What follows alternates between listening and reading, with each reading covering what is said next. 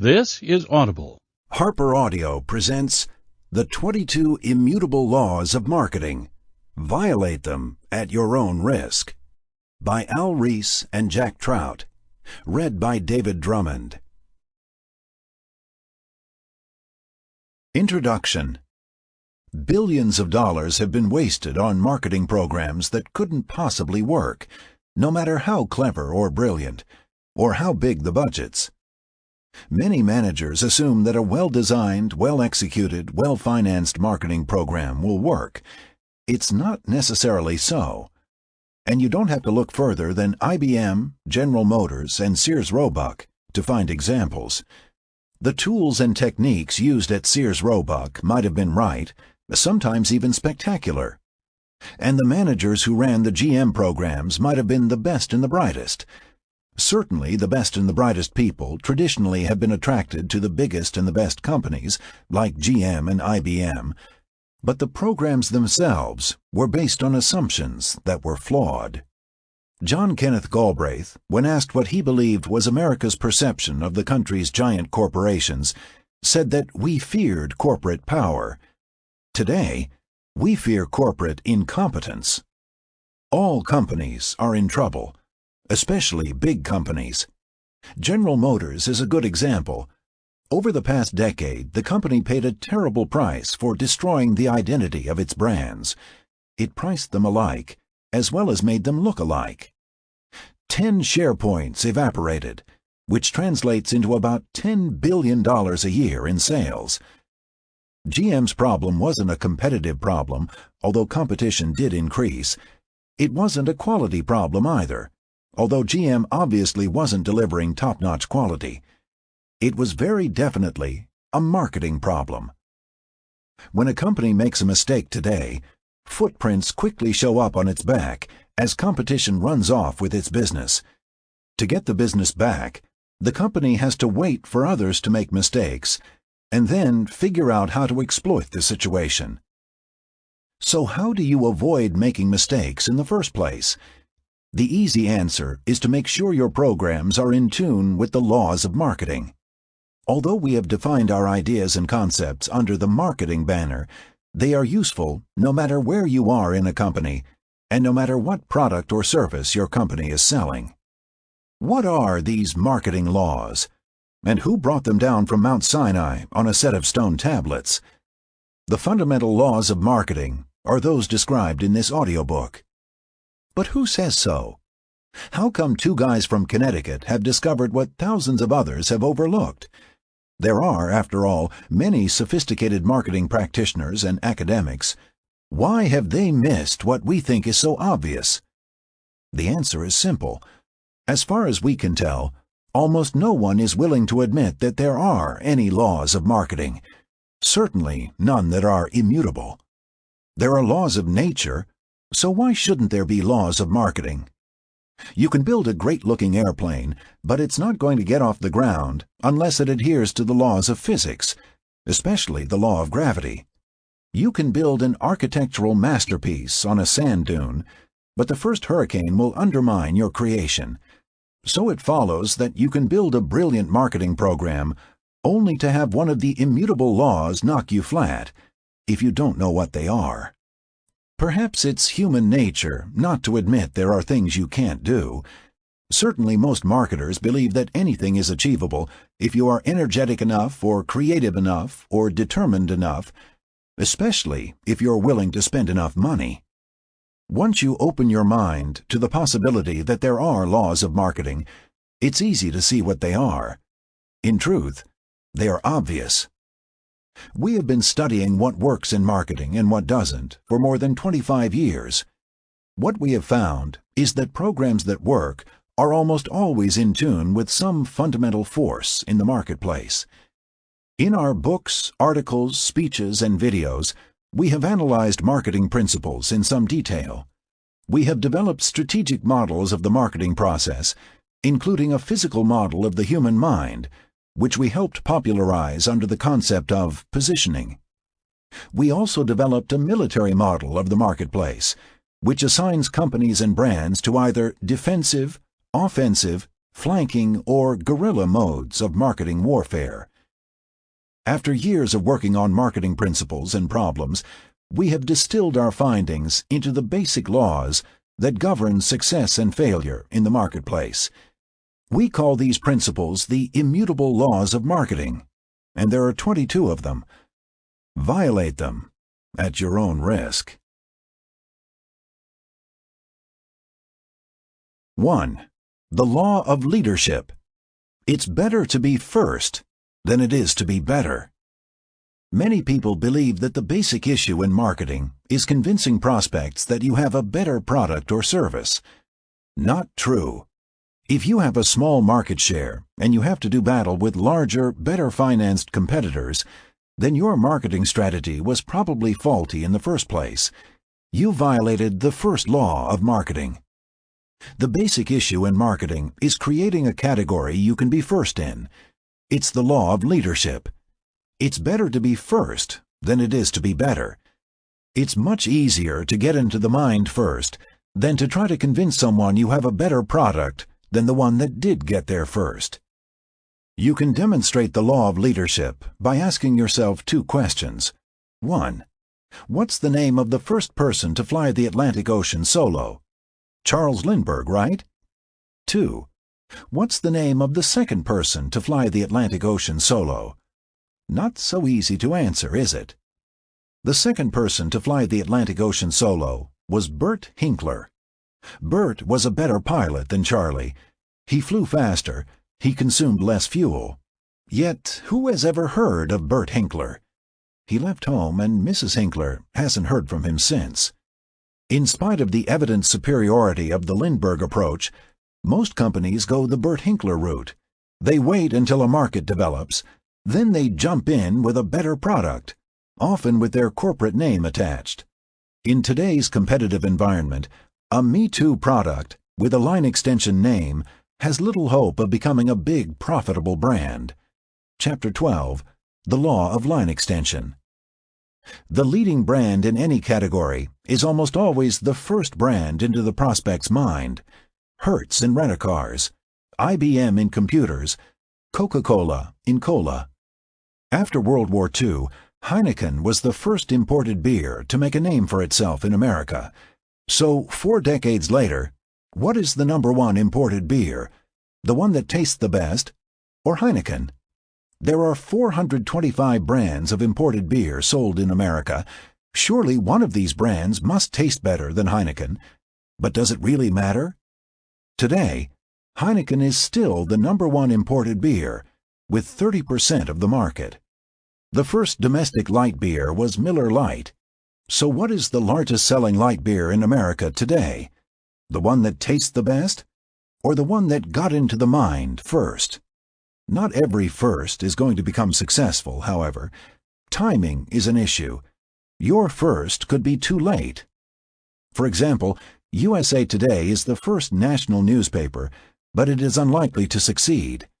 It has already lost $800 million and has never had a profitable year. In a television era, it may be too late for a national newspaper. Some firsts are just bad ideas that will never go anywhere. Frosty Paws, the first ice cream for dogs, is unlikely to make it. The dogs love it, but the owners are the ones who buy the groceries, and they think the dogs don't need an ice cream of their own. They should be happy just to lick the plates. The law of leadership applies to any product, any brand, any category. Let's say you didn't know the name of the first college founded in America. You can always make a good guess by substituting leading for first. So what's the name of the leading college in America? Most people would probably say Harvard, which is also the name of the first college founded in America. What's the name of the second college founded in America? The College of William and Mary, which is only slightly more famous than Bert Hinkler. No two products are any similar than twins are, yet twins often complain that the first of the two whom a person meets always remains their favorite, even though the person also gets to know the other one. People tend to stick with what they've got. If you meet someone a little better than your wife or husband, it's really not worth making the switch, what with attorney's fees and dividing up the house and kids. The law of leadership also applies to magazines, which is why Time leads Newsweek, People leads Us, and Playboy leads Penthouse. Take TV Guide, for example.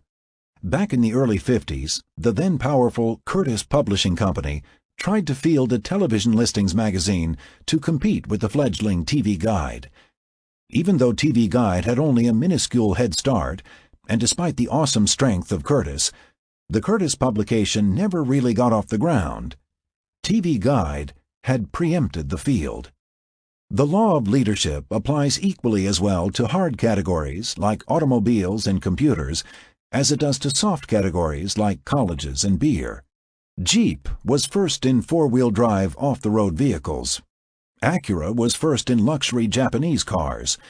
IBM was first in mainframe computers. Sun Microsystems was first in workstations. Jeep, Acura, IBM, and Sun are all leading brands. The first minivan was introduced by Chrysler.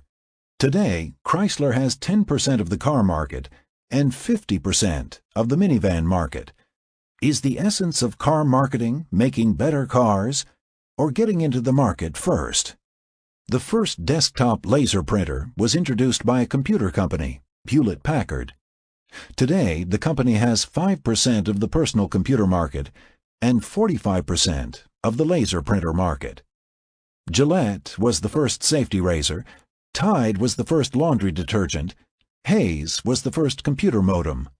Leaders all.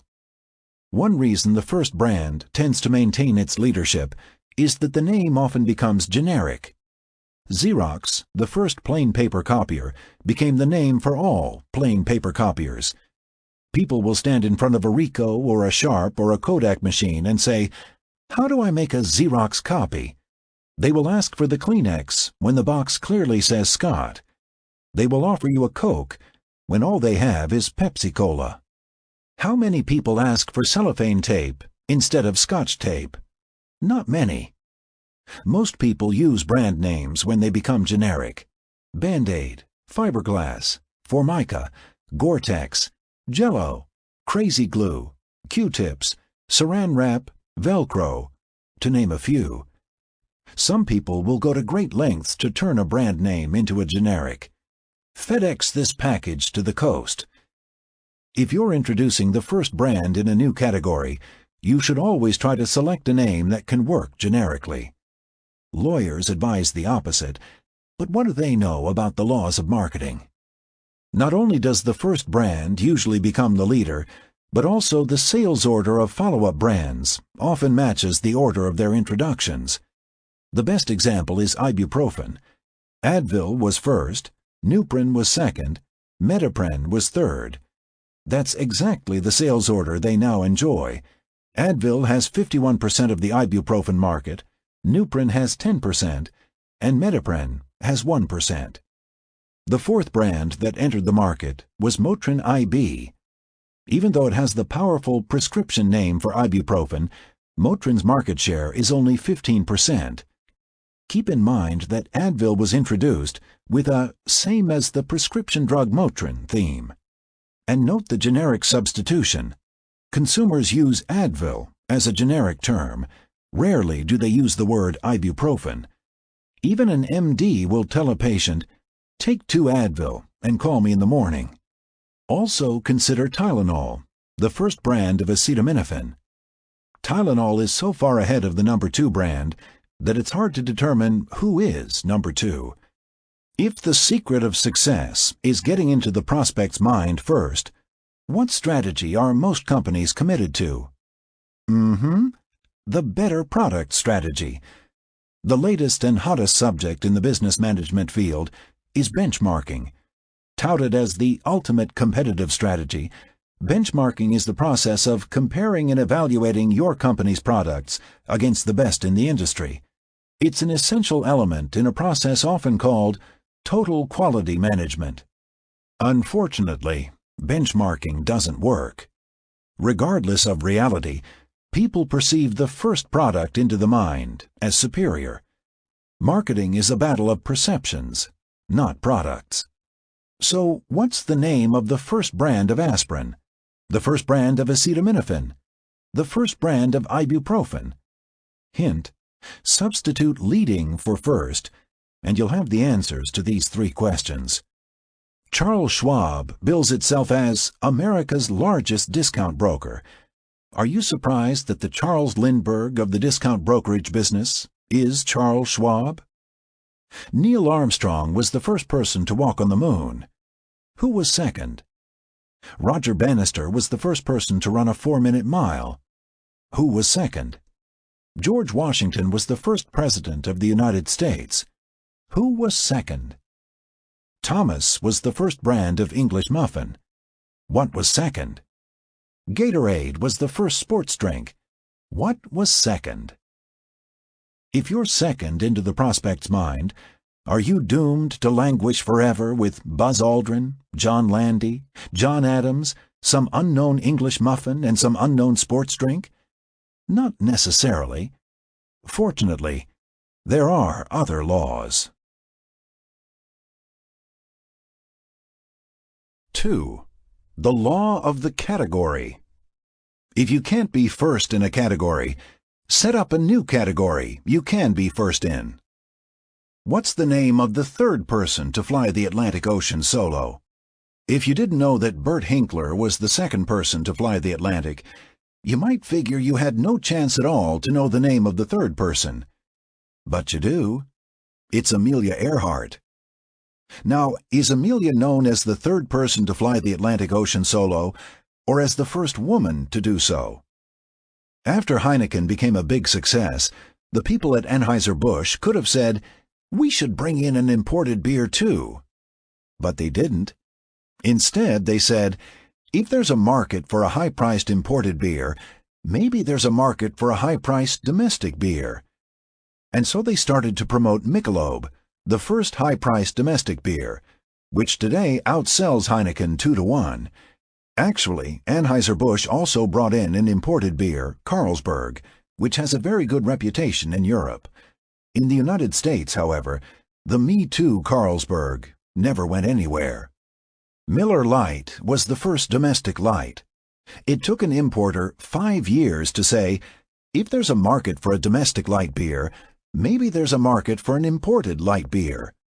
The result was Amstel Light, which became the largest-selling imported light beer. If you didn't get into the prospect's mind first, don't give up hope. Find a new category you can be first in. It's not as difficult as you might think. After IBM became a big success in computers, everybody and his brother jumped into the field. Burroughs, Control Data, General Electric, Honeywell, NCR, RCA, Sperry. Snow White and the Seven Dwarfs, they were called. Which dwarf grew up to become a worldwide powerhouse, with 126,000 employees and sales of $14 billion, a company often dubbed the second largest computer company in the world? None of them. The most successful computer company of the 70s and 80s, next to IBM, was Digital Equipment Corporation. IBM was first in computers. DEC was first in mini-computers. Many other computer companies and their entrepreneurial owners became rich and famous by following a simple principle. If you can't be first in a category, set up a new category you can be first in. Tandem was the first in fault-tolerant computers and built a $1.9 billion business. So Stratus stepped down with the first fault-tolerant mini-computer. Today, Stratus is a $500 million company. Are the laws of marketing difficult? No, they are quite simple. Working things out in practice is another matter, however. Cray Research went over the top with the first supercomputer. Today, Cray is an $800 million company. So Convex put 2 and 2 together and launched the first mini supercomputer. Today, Convex is a $200 million company. Sometimes you can turn an also-ran into a winner by inventing a new category. Commodore was just another manufacturer of home personal computers that wasn't going anywhere, until it positioned the Amiga as the first multimedia computer. Today, the Commodore Amiga is a big success, with more than $500 million worth sold annually. There are many different ways to be first. Dell got into the crowded personal computer field by being the first to sell computers by phone. Today, Dell is a $900 million company. When you launch a new product, the first question to ask yourself is not, how is this new product better than the competition, but first what? In other words, what category is this new product first in? Charles Schwab didn't open a better brokerage firm. He opened the first discount broker. Lear's was not the first woman's magazine. It was the first magazine for the mature woman, the magazine for the woman who wasn't born yesterday. This is counter to classic marketing thinking, which is brand-oriented. How do I get people to prefer my brand? Forget the brand. Think categories. Prospects are on the defensive when it comes to brands. Everyone talks about why their brand is better. But prospects have an open mind when it comes to categories. Everyone is interested in what's new. Few people are interested in what's better. When you're the first in a new category, promote the category. In essence, you have no competition. DEC told its prospects why they ought to buy a mini-computer, not a DEC mini-computer. In the early days, Hertz sold rent-a-car service, Coca-Cola sold refreshment. Marketing programs of both companies were more effective back then. 3. The law of the mind. It's better to be first in the mind than to be first in the marketplace. The world's first personal computer was the MIT's Altair 8800. The law of leadership would suggest that the MIT's Altair 8800, an unfortunate choice of names, ought to be the #1 personal computer brand. Unfortunately, the product is no longer with us. Dumont invented the first commercial television set. Duryea invented the first automobile. Hurley introduced the first washing machine. All are gone. Is something wrong with the law of leadership in Chapter 1? No, but the law of the mind modifies it. It's better to be first in the prospect's mind than first in the marketplace, which, if anything, understates the importance of being first in the mind. Being first in the mind is everything in marketing. Being first in the marketplace is important only to the extent that it allows you to get in the mind first. For example, IBM wasn't first in the marketplace with the mainframe computer. Remington Rand was first, with UNIVAC. But thanks to a massive marketing effort, IBM got into the mind first, and won the computer battle early. The law of the mind follows from the law of perception. If marketing is a battle of perception, not product, then the mind takes precedence over the marketplace. Thousands of would-be entrepreneurs are tripped up every year by this law. Someone has an idea or concept he or she believes will revolutionize an industry, as well it may. The problem is getting the idea or concept into the prospect's mind. The conventional solution to the problem is money. That is, the resources to design and build product or service organizations, plus the resources to hold press conferences, attend trade shows, run advertisements, and conduct direct mail programs. Chapter 22, The Law of Resources. Unfortunately, this gives rise to the perception that the answer to all marketing questions is the same: money. Not true. More money is wasted in marketing than in any other human activity. Outside of government activities, of course. You can't change a mind once a mind is made up. It's like going head-to-head against an entrenched enemy. The charge of the Light Brigade at Balaclava being history's most famous example, closely followed by Pickett's fiasco at Gettysburg. Wang was first in word processors, but the world passed such machines by and went on to computers. Wang, however, wasn't able to make the transition. In spite of spending millions of dollars promoting its personal computers and mini-computers, Wang is still perceived as a word processor company. Xerox was first in copiers, and then tried to get into the computer business. 25 years and $2 billion later, Xerox is nowhere in computers. You want to change something in a computer? Just type over or delete the existing material. You want to change something in a mind? Forget it. Once a mind is made up, it rarely, if ever, changes. The single most wasteful thing you can do in marketing is try to change a mind. That accounts for the mystery of the well-formed opinion that can almost instantly appear in a person's mind. One day you've never heard of a person, the next day that person is famous. The overnight sensation is not an unusual phenomenon. If you want to make a big impression on another person, you cannot worm your way into their mind and then slowly build up a favorable opinion over a period of time. The mind doesn't work that way. You have to blast your way into the mind. The reason you blast instead of worm is that people don't like to change their minds. Once they perceive you one way, that's it. They kind of file you away in their minds as a certain kind of person. You cannot become a different person in their minds. One of the mysteries of marketing is the role of money. One day, a few dollars can work a major miracle. The next day, millions of dollars can't save a company from going under. When you have an open mind to work with, even a small amount of money can go a long way. Apple got off the computer ground with $91,000 contributed by Mike Markkula. Apple's problem in getting into its prospects' minds was helped by its simple, easy-to-remember name.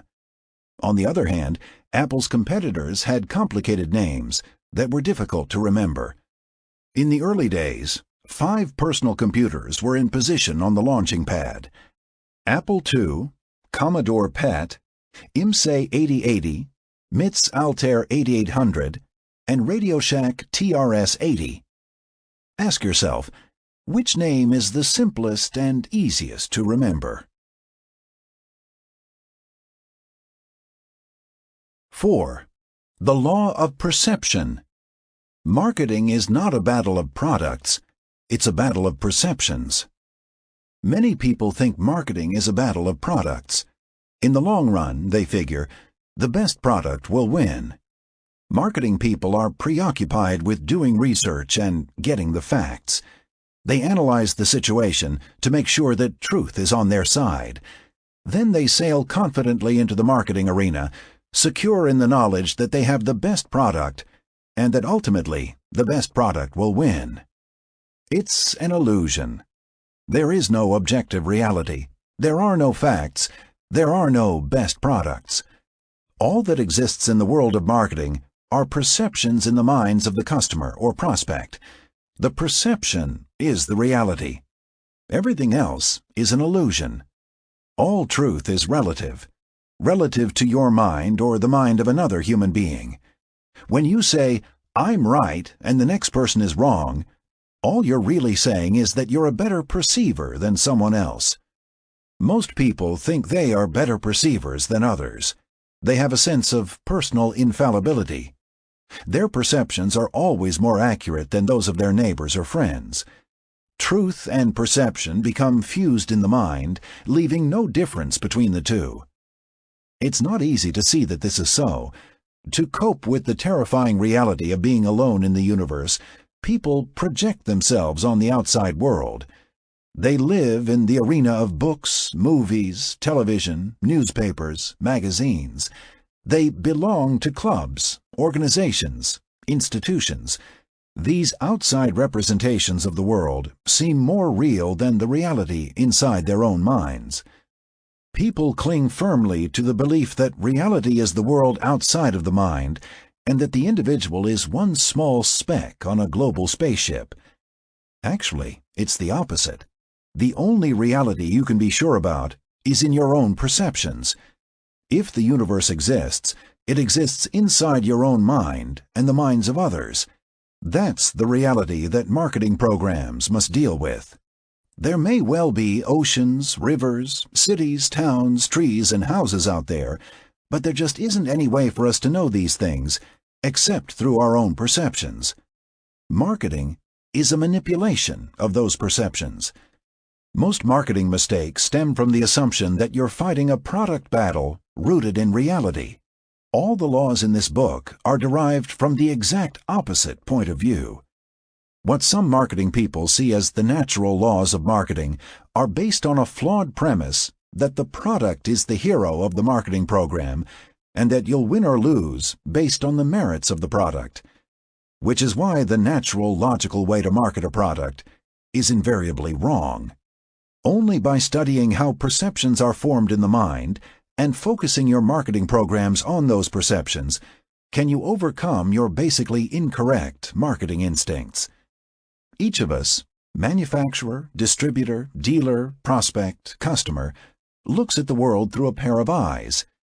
If there is objective truth out there, how would we know it? Who would measure it? Who would tell us?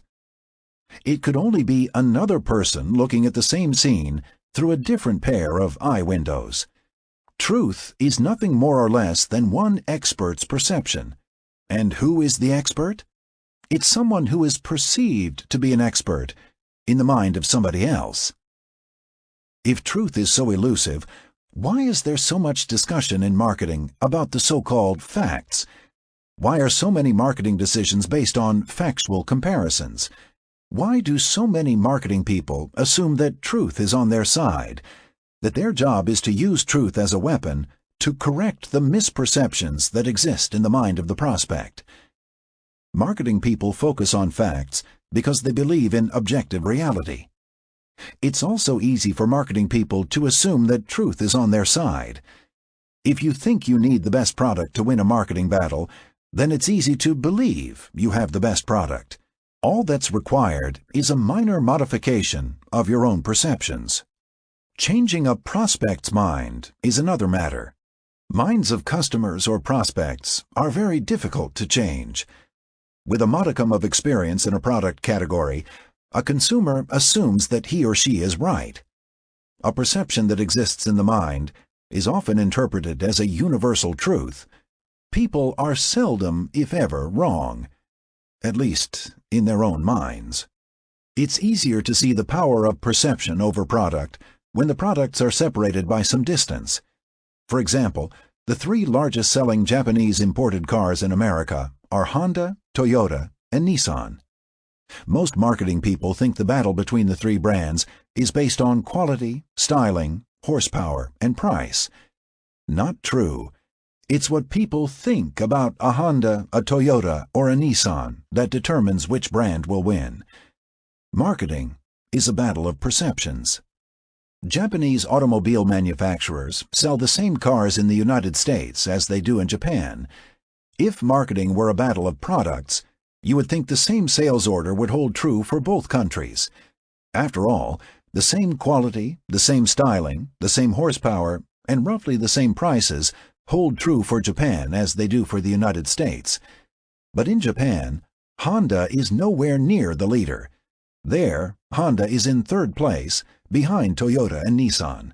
Toyota sells more than 4 times as many automobiles in Japan as Honda does. So what's the difference between Honda in Japan and Honda in the United States?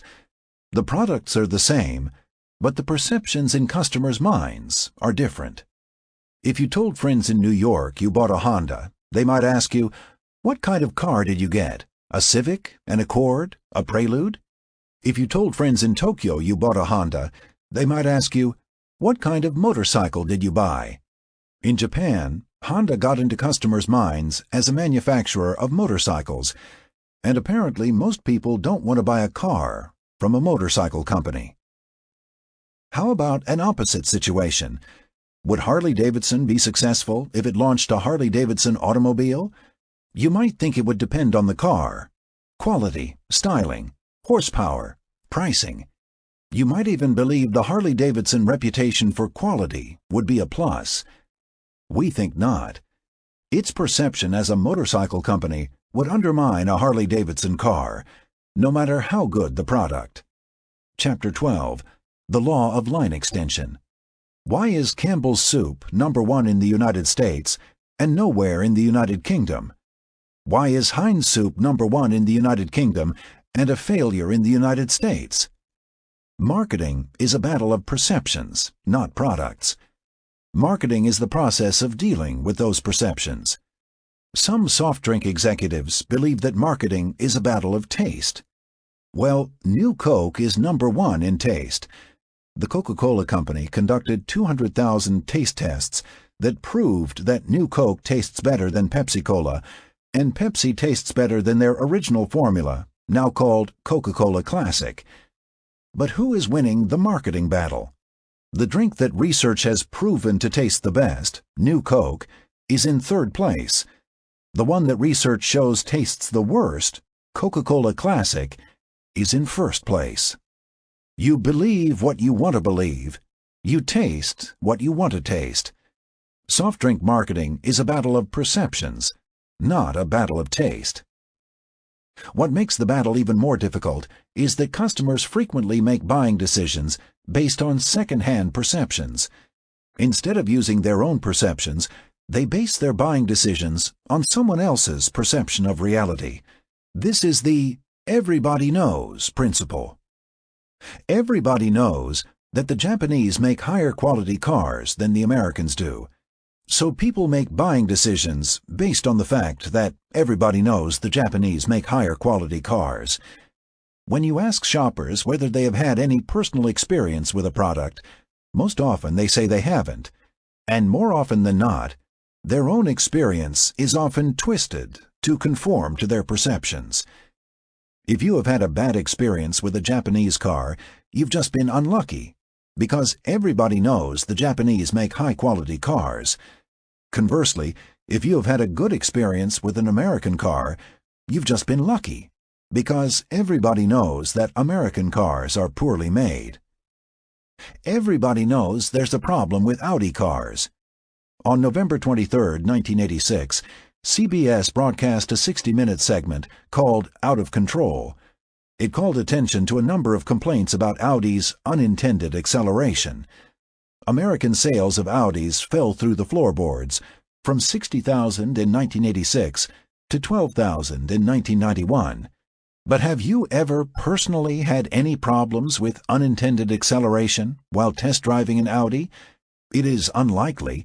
Every single automobile expert who has tested the car has failed to duplicate the complaint.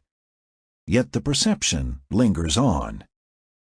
Recently, Audi has been running advertisements comparing its cars to comparable cars made by Mercedes-Benz and BMW. According to the ads, German automotive experts rated Audi cars ahead of both Mercedes and BMW. Do you believe that? Probably not. Is it true? Does it matter? Marketing is not a battle of products. It's a battle of perceptions. 5. The law of focus. The most powerful concept in marketing is owning a word in the prospect's mind. A company can become incredibly successful if it can find a way to own a word in the mind of the prospect. Not a complicated word, not an invented one. The simple words are best. Words taken right out of the dictionary. This is the law of focus. You burn your way into the mind by narrowing the focus to a single word or concept. It's the ultimate marketing sacrifice. Federal Express was able to put the word overnight into the minds of its prospects because it sacrificed its product line and focused on overnight package delivery only. In a way, the law of leadership, it's better to be first than to be better, enables the first brand or company to own a word in the mind of the prospect. But the word the leader owns is so simple that it's invisible. The leader owns the word that stands for the category. For example, IBM owns computer. This is another way of saying that the brand becomes a generic name for the category. We need an IBM machine. Is there any doubt that a computer is being requested? You can also test the validity of a leadership claim by a word association test. If the given words are computer, copier, chocolate bar, and cola, the foremost associated words are IBM, Xerox, Hershey's, and Coke. An astute leader will go one step further to solidify its position. Heinz owns the word ketchup, but Heinz went on to isolate the most important ketchup attribute. Slowest ketchup in the West is how the company is preempting the thickness attribute. Owning the word slow helps Heinz maintain a 50% market share. If you're not a leader, then your word has to have a narrow focus. Even more important, however, your word has to be available in your category. No one else can have a lock on it. You don't have to be a linguistic genius to find a winner. Prego went against leader Ragu in the spaghetti sauce market and captured a 27% share with an idea borrowed from Heinz. Prego's word is thicker. The most effective words are simple and benefit-oriented. No matter how complicated the product, no matter how complicated the needs of the market, it's always better to focus on one word or benefit rather than 2 or 3 or 4. Also, there's the halo effect. If you strongly establish one benefit, the prospect is likely to give you a lot of other benefits too. A thicker spaghetti sauce implies quality, nourishing ingredients, value, and so on. A safer car implies better design and engineering. Whether the result of a deliberate program or not, most successful companies or brands are the ones that own a word in the mind of the prospect. Some words, like Volkswagen's Fahrvergnügen, are not worth owning. Here are a few examples: crest, cavities, Mercedes, engineering, BMW, driving, Volvo, safety, Domino's, home delivery, Pepsi-Cola, youth, Nordstrom, service. Words come in different varieties. They can be benefit-related, cavity prevention, service-related, home delivery, audience-related, younger people, or sales-related, preferred brand. Although we've been touting that words stick in the mind, nothing lasts forever.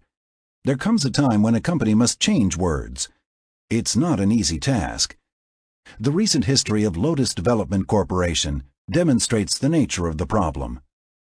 For a number of years, Lotus owned the word spreadsheet.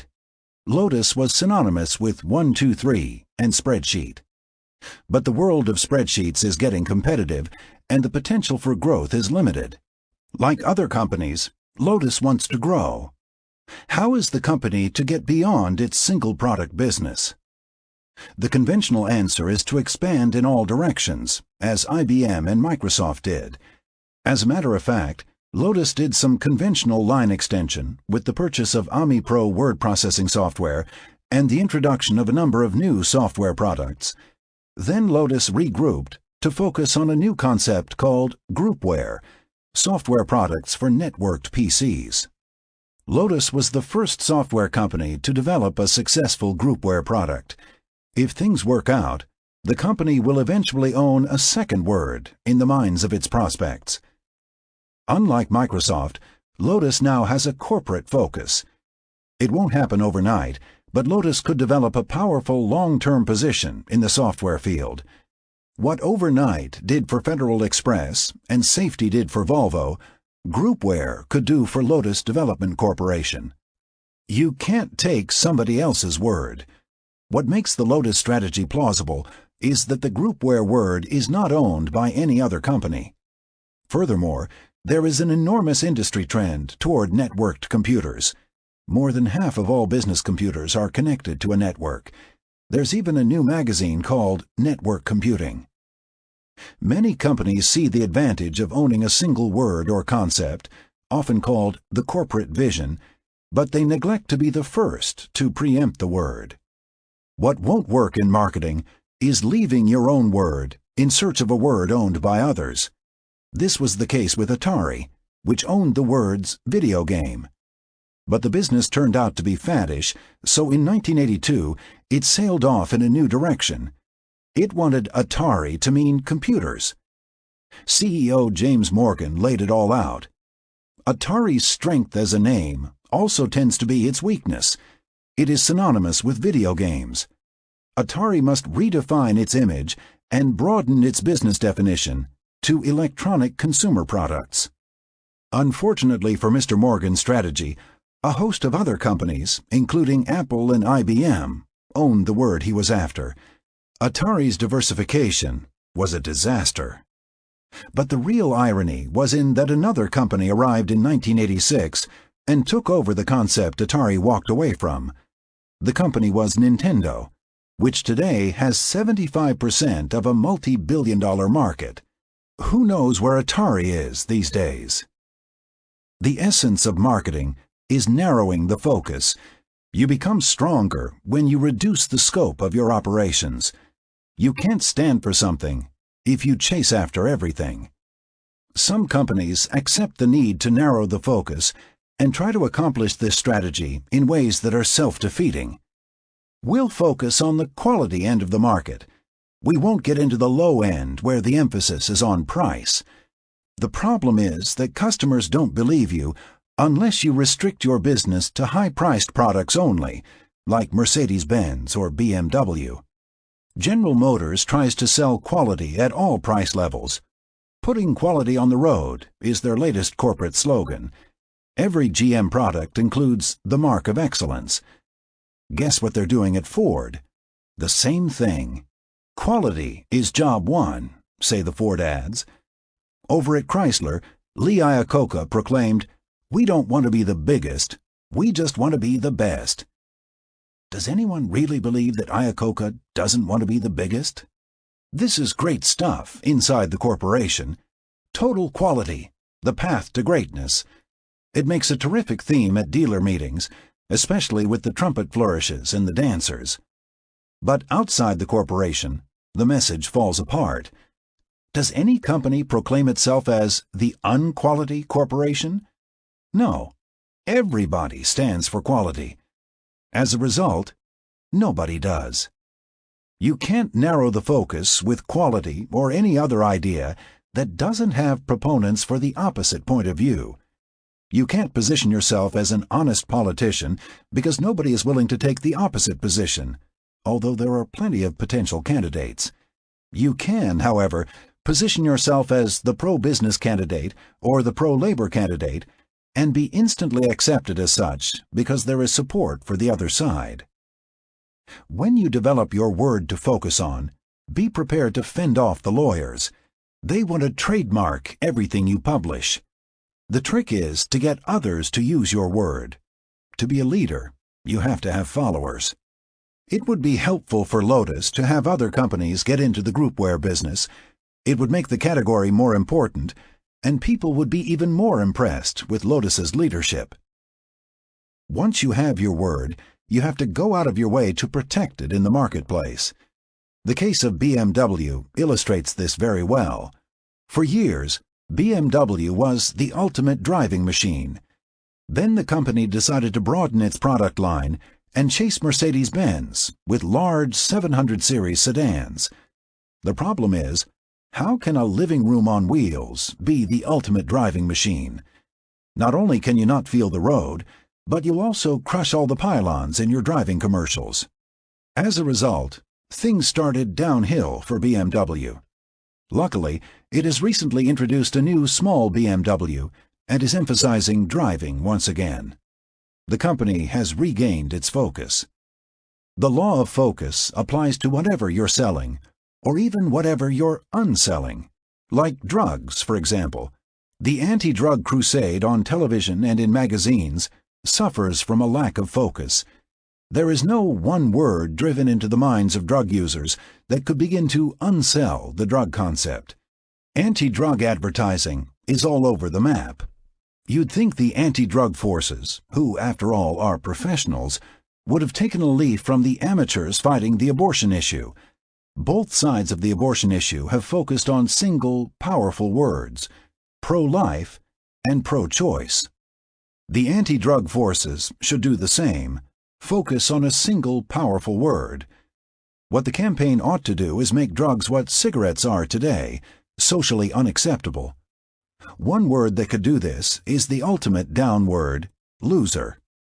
Since drug usage causes all kinds of losses, of job, family, self-esteem, freedom, life, a program that said drugs are for losers could have a very powerful impact, especially on the recreational user, who is more concerned with social status than with getting high.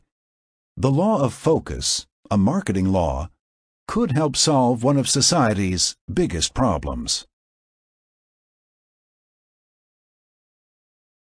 6. The law of exclusivity. Two companies cannot own the same word in the prospect's mind. When a competitor owns a word or position in the prospect's mind, it is futile to attempt to own the same word. As we mentioned earlier, Volvo owns safety. Many other automobile companies, including Mercedes-Benz and General Motors, have tried to run marketing campaigns based on safety, yet no one except Volvo has succeeded in getting into the prospect's mind with a safety message. The Atari story shows the futility of attempting to move in on the home computer position against well-entrenched competitors. A variation called game computer might have been possible because it would have taken advantage of the perception of Atari as a creator of computer games. But that's about it. The home computer position belonged to Apple, Commodore, and others. Despite the disaster stories, many companies continue to violate the law of exclusivity. You can't change people's minds once they are made up.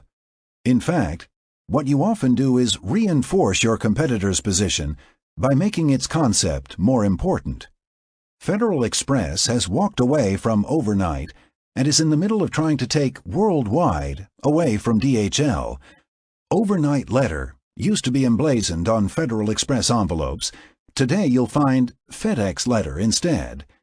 And its advertising no longer says when it absolutely positively has to be there overnight.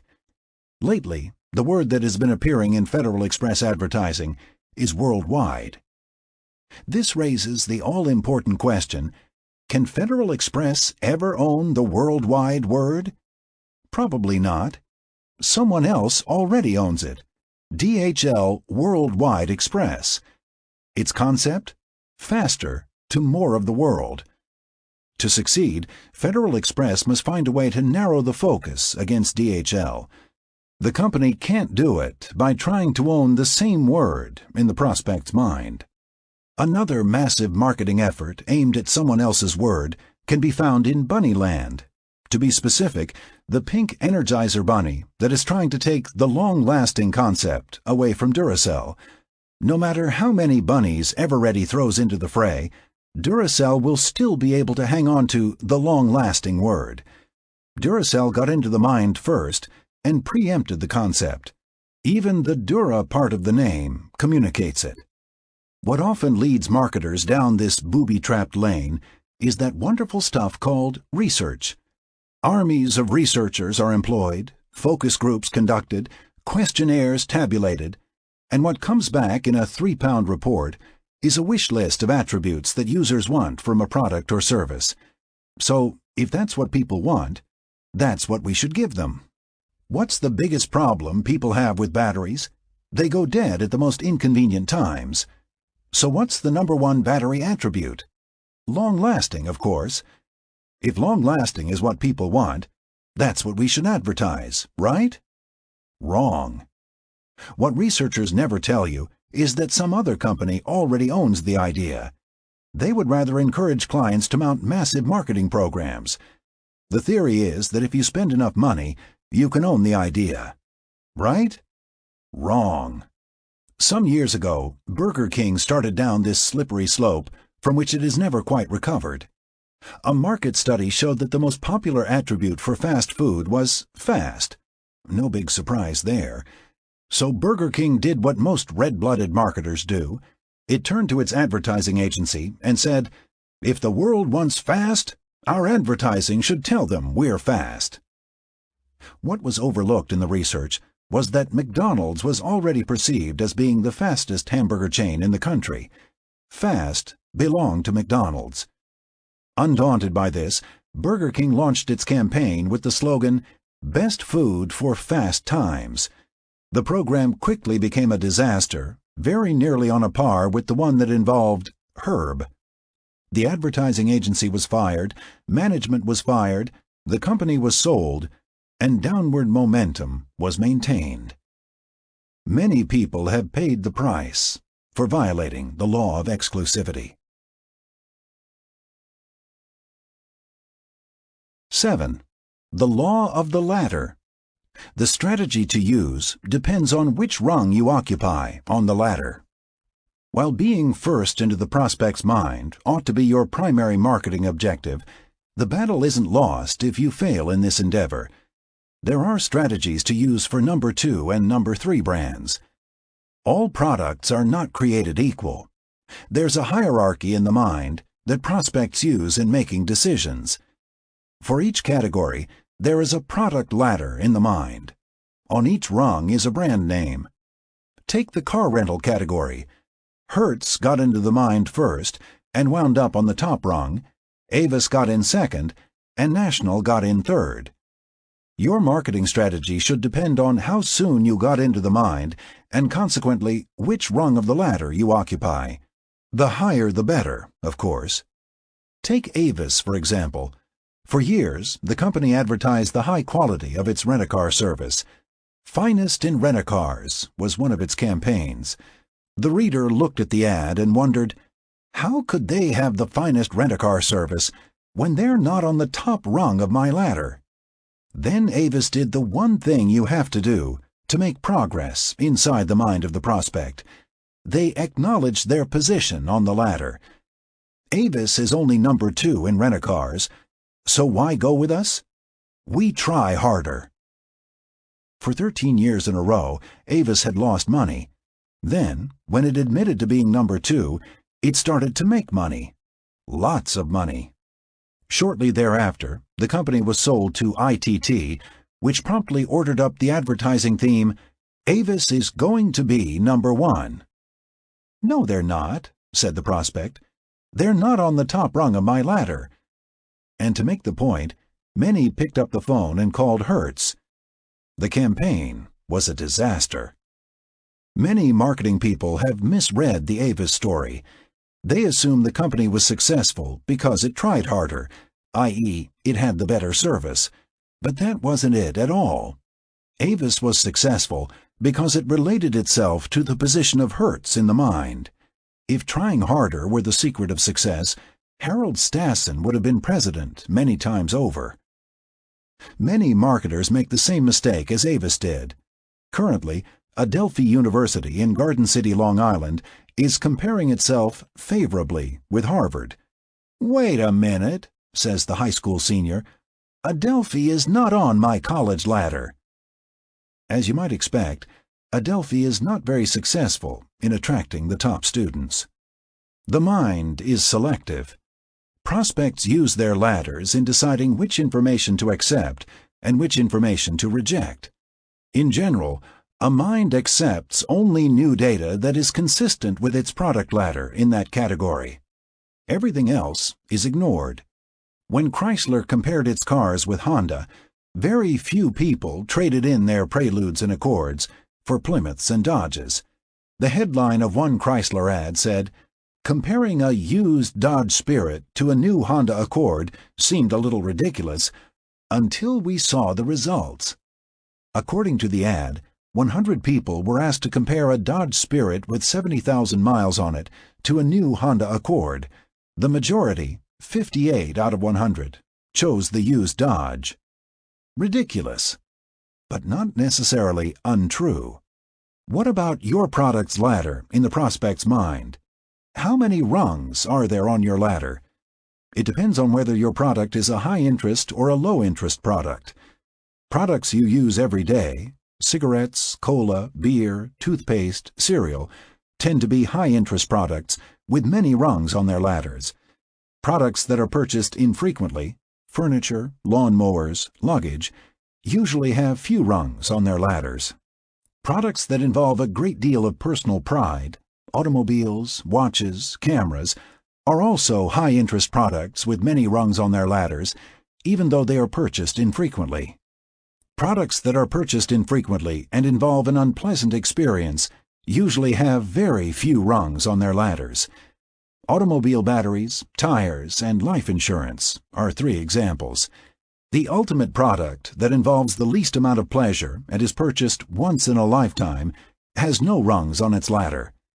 Ever hear of Batesville caskets? Probably not, although the brand has almost 50% of the market. There's a relationship between market share and your position on the ladder in the prospect's mind. You tend to have twice the market share of the brand below you and half the market share of the brand above you. For example, Acura was the first Japanese luxury car. Lexus was second. Infiniti was third. In a recent year, Acura sold 143,708 cars in the United States, Lexus sold 71,206 cars, and Infiniti sold 34,890. The relationship among the 3 brands is almost a mathematically correct 4-to-1.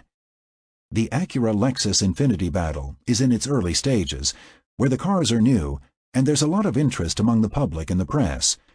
In the long run, when the products are no longer exciting, another phenomenon occurs. Listen to the next chapter, The Law of Duality. Marketing people often talk about the 3 leading brands in a category as if it were a battle of equals. It almost never is. The leader inevitably dominates the number 2 brand, and the number 2 brand inevitably smothers number 3. In baby food, it's Gerber, Beechnut, and Heinz. In beer, it's Budweiser, Miller, and Coors. In long-distance telephone service, it's AT&T, MCI, and Sprint. What's the maximum number of rungs on a ladder? There seems to be a rule of 7 in the prospect's mind. Ask someone to name all the brands he or she remembers in a given category. Rarely will anyone name more than 7, and that's for a high-interest category. According to Harvard psychologist Dr. George A. Miller, the average human mind cannot deal with more than 7 units at a time, which is why 7 is a popular number for lists that have to be remembered. 7-digit phone numbers, the 7 wonders of the world, 7-card stud, Snow White and the 7 dwarfs, the 7 danger signals of cancer. Sometimes your own ladder or category is too small. It might be better to be a small fish in a big pond than to be a big fish in a small pond. In other words, it's sometimes better to be number 3 on a big ladder than number 1 on a small ladder. The top rung of the lemon-lime soda ladder was occupied by 7-Up. Sprite was on the second rung. In the soft drink field, however, the cola ladder is much bigger than the lemon-lime ladder. Almost 2 out of 3 soft drinks consumed in America are cola drinks. So 7-Up climbed on the cola ladder with a marketing campaign called the Uncola. As tea is to coffee, 7-Up became the alternative to a cola drink. And 7-Up sales climbed to where the brand was the 3rd largest selling soft drink in America. Unfortunately, in recent years, 7-Up lost its grip on 3rd place by violating one of the laws yet to be discussed. Chapter 12, The Law of Line Extension. The ladder is a simple but powerful analogy that can help you deal with the critical issues in marketing. Before starting any marketing program, ask yourself the following questions. Where are we on the ladder in the prospect's mind? On the top rung? On the second rung? Or maybe we're not on the ladder at all. Then make sure your program deals realistically with your position on the ladder. More on how to do this later. 8. The Law of Duality. In the long run, every market becomes a 2-horse race. Early on, a new category is a ladder of many rungs. Gradually, the ladder becomes a 2-rung affair. In batteries, it's Eveready and Duracell. In photographic film, it's Kodak and Fuji. In rent-a-cars, it's Hertz and Avis. In mouthwash, it's Listerine and Scope. In hamburgers, it's McDonald's and Burger King. In sneakers, it's Nike and Reebok. In toothpaste, it's Crest and Colgate. When you take the long view of marketing, you find the battle usually winds up as a titanic struggle between 2 major players, usually the old reliable brand and the upstart. Back in 1969, there were three major brands of a certain product. The leader had about 60% of the market, the number 2 brand had a 25% share, and the number 3 brand had a 6% share. The rest of the market included either private label or minor brands. The law of duality suggests that these market shares are unstable. Furthermore, the law predicts that the leader will lose market share and number 2 will gain. 22 years later, the leader dropped down to 45% of the market, the number 2 brand has 40%, and number 3 has 3%. The products are Coca-Cola, Pepsi-Cola, and Royal Crown Cola, respectively, but the principles apply to brands everywhere. Look at the 3 long-distance telephone companies. AT&T has 65% of the market, MCI has 17%, and Sprint has 10%. Who will win and who will lose in the telephone wars? While the future is unknowable, Chapter 17, The Law of Unpredictability, a betting person would put his or her money on MCI. MCI has won the battle with Sprint for second place, so now MCI ought to become the upstart alternative to old, reliable AT&T. Sprint is probably feeling very comfortable on the third rung of the ladder. 9% doesn't sound like much, but it translates to $6 billion in annual sales, and the market has been growing rapidly. For the long term, however, Sprint is in serious trouble. Look what happened to Royal Crown Cola. Back in 1969, the Royal Crown Company revitalized its franchise system, 350 bottlers strong, and hired the former president of rival pet foods and a veteran of both Coke and Pepsi. The company also retained Wells Rich Green, a high-powered New York advertising agency. "We're out to kill Coke and Pepsi," declared Mary Wells Lawrence, the agency's head, to the Royal Crown bottlers. "I hope you'll excuse the word, but we're really going out for the jugular." The only brand that got killed was Royal Crown. In a maturing industry, third place is a difficult position to be in. Take the domestic automobile industry. In spite of heroic measures undertaken by Lee Iacocca, Chrysler is in trouble. In the long run, marketing is a two-car race. Take video games. In the late 80s, the market was dominated by Nintendo with a 75% share. The two also-rans were Sega and NEC. Today, Nintendo and Sega are neck and neck, and NEC is way behind. In the long run, marketing is a two-game race. Time frames, however, can vary. The fast-moving video game market played itself out in 2 or 3 seasons. The long-distance telephone market might take 2 or 3 decades. Take the airline industry. American Airlines, with 20% of the market, got its nose out in front and will probably wind up as the Coca-Cola of the skies. The interesting battle is between Delta and United, tied at 18% apiece. One of these two will take off like Pepsi, the other is headed down with Royal Crown. In the long run, marketing is a two-airline race. Are these results preordained? Of course not. There are other laws of marketing that can also affect the results. Furthermore, your marketing programs can strongly influence your sales, provided they are in tune with the laws of marketing. When you're a weak number 3, like Royal Crown, you aren't going to make much progress by going out and attacking the two strong leaders. What they could have done is carved out a profitable niche for themselves. Chapter 5, The Law of Focus. Knowing that marketing is a two-horse race in the long run can help you plan strategy in the short run. It often happens that there is no clear-cut number 2. What happens next depends upon how skillful the contenders are. Take the laptop computer field. Toshiba is in first place with 21% of the market, but there are 5 companies in second place. Zenith, Compaq, NEC, Tandy, and Sharp each have between 8 and 10% of the market. It ought to be fun to watch 6 horses come around a turn where there's room for only 2. Toshiba and who? Which one will finish second? What's especially tragic from the economy's point of view Are the resources wasted in many high-visibility categories, like laptop computers? Currently, there are 130 laptop brands on the market.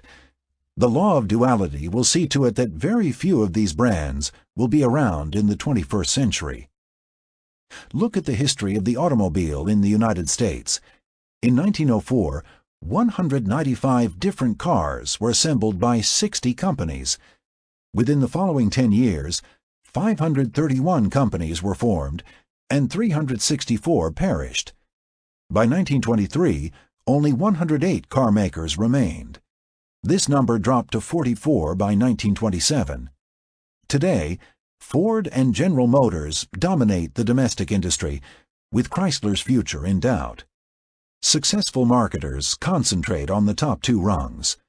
Jack Welch, the legendary chairman and CEO of General Electric, said recently, "Only businesses that are number one or number two in their markets could win in the increasingly competitive global arena. Those that could not were fixed, closed, or sold." It's this kind of thinking that built companies like Procter & Gamble into the powerhouses they are. In 32 of its 44 product categories in the United States, P&G commands the number one or number two brands. Early on, in a developing market, the number 3 or number 4 positions look attractive. Sales are increasing. New, relatively unsophisticated customers are coming into the market. These customers don't always know which brands are the leaders, so they pick ones that look interesting or attractive. Quite often, these turn out to be the number 3 or number 4 brands. As time goes on, however, these customers get educated. They want the leading brand, based on the naive assumption that the leading brand must be better. We repeat, the customer believes that marketing is a battle of products. It's this kind of thinking that keeps the two brands on top. They must be the best. They're the leaders. 9. The law of the opposite. If you're shooting for second place, your strategy is determined by the leader. In strength, there is weakness. Wherever the leader is strong, there is an opportunity for a would-be number 2 to turn the tables. Much like a wrestler uses his opponent's strength against him, a company should leverage the leader's strength into a weakness. If you want to establish a firm foothold on the second rung of the ladder, study the firm above you. Where is it strong? And how do you turn that strength into a weakness? You must discover the essence of the leader and then present the prospect with the opposite. In other words, don't try to be better, try to be different. It's often the upstart versus old reliable. Coca-Cola is a 100-year-old product. Only 7 people in the history of the world have known the Coke formula, which is kept locked in a safe in Atlanta. Coca-Cola is the old, established product. However, using the law of the opposite, Pepsi-Cola reversed the essence of Coca-Cola to become the choice of a new generation, the Pepsi generation. When you look at customers in a given product category, there seem to be 2 kinds of people. There are those who want to buy from the leader, and there are those who don't want to buy from the leader. A potential number 2 has to appeal to the latter group. In other words, by positioning yourself against the leader, you take business away from all the other alternatives to number 1. If old people drink Coke and young people drink Pepsi, there's nobody left to drink Royal Crown Cola. Yet, too many potential number 2 brands try to emulate the leader. This usually is an error. You must present yourself as the alternative. Time built its reputation on colorful writing. So Newsweek turned the idea around and focused on a straightforward writing style. We separate facts from opinions. In other words, Newsweek puts its opinions in the editorial columns, not in the news columns. Sometimes you need to be brutal. Scope, the good-tasting mouthwash, hung the medicine breath label on its Listerine competition. But don't simply knock the competition. The law of the opposite is a two-edged sword. It requires honing in on a weakness that your prospect will quickly acknowledge. One whiff of Listerine, and you know that your mouth would smell like a hospital. then quickly twist the sword. Scope is the good-tasting mouthwash that kills germs. Also in the mouthwash field is an interesting example of the futility of trying to emulate the leader. In 1961, Johnson & Johnson introduced Micron mouthwash, focusing on its scientific virtues. Within months, Micron became the #2 brand. But with its germ-fighting approach, Listerine was also a scientific brand. So in 1965, when Procter & Gamble introduced Scope, it had the opposite position to itself. Scope went on to become the #2 mouthwash. By 1978, when Johnson & Johnson withdrew the product from the market, Micron's share had fallen to 1%. When Beck's beer arrived in the United States, it had a problem. It couldn't be the first imported beer, that was Heineken, nor could it be the first German imported beer, that was Lowenbrau. It solved its problem by repositioning Lowenbrau. You've tasted the German beer that's the most popular in America. Now taste the German beer that's the most popular in Germany. Today, Beck's is the second largest selling European beer in America. When it comes to beer, Americans trust German mouths more than they do their own mouths. This is a rare example of overturning the law of leadership and manipulating perceptions in the mind.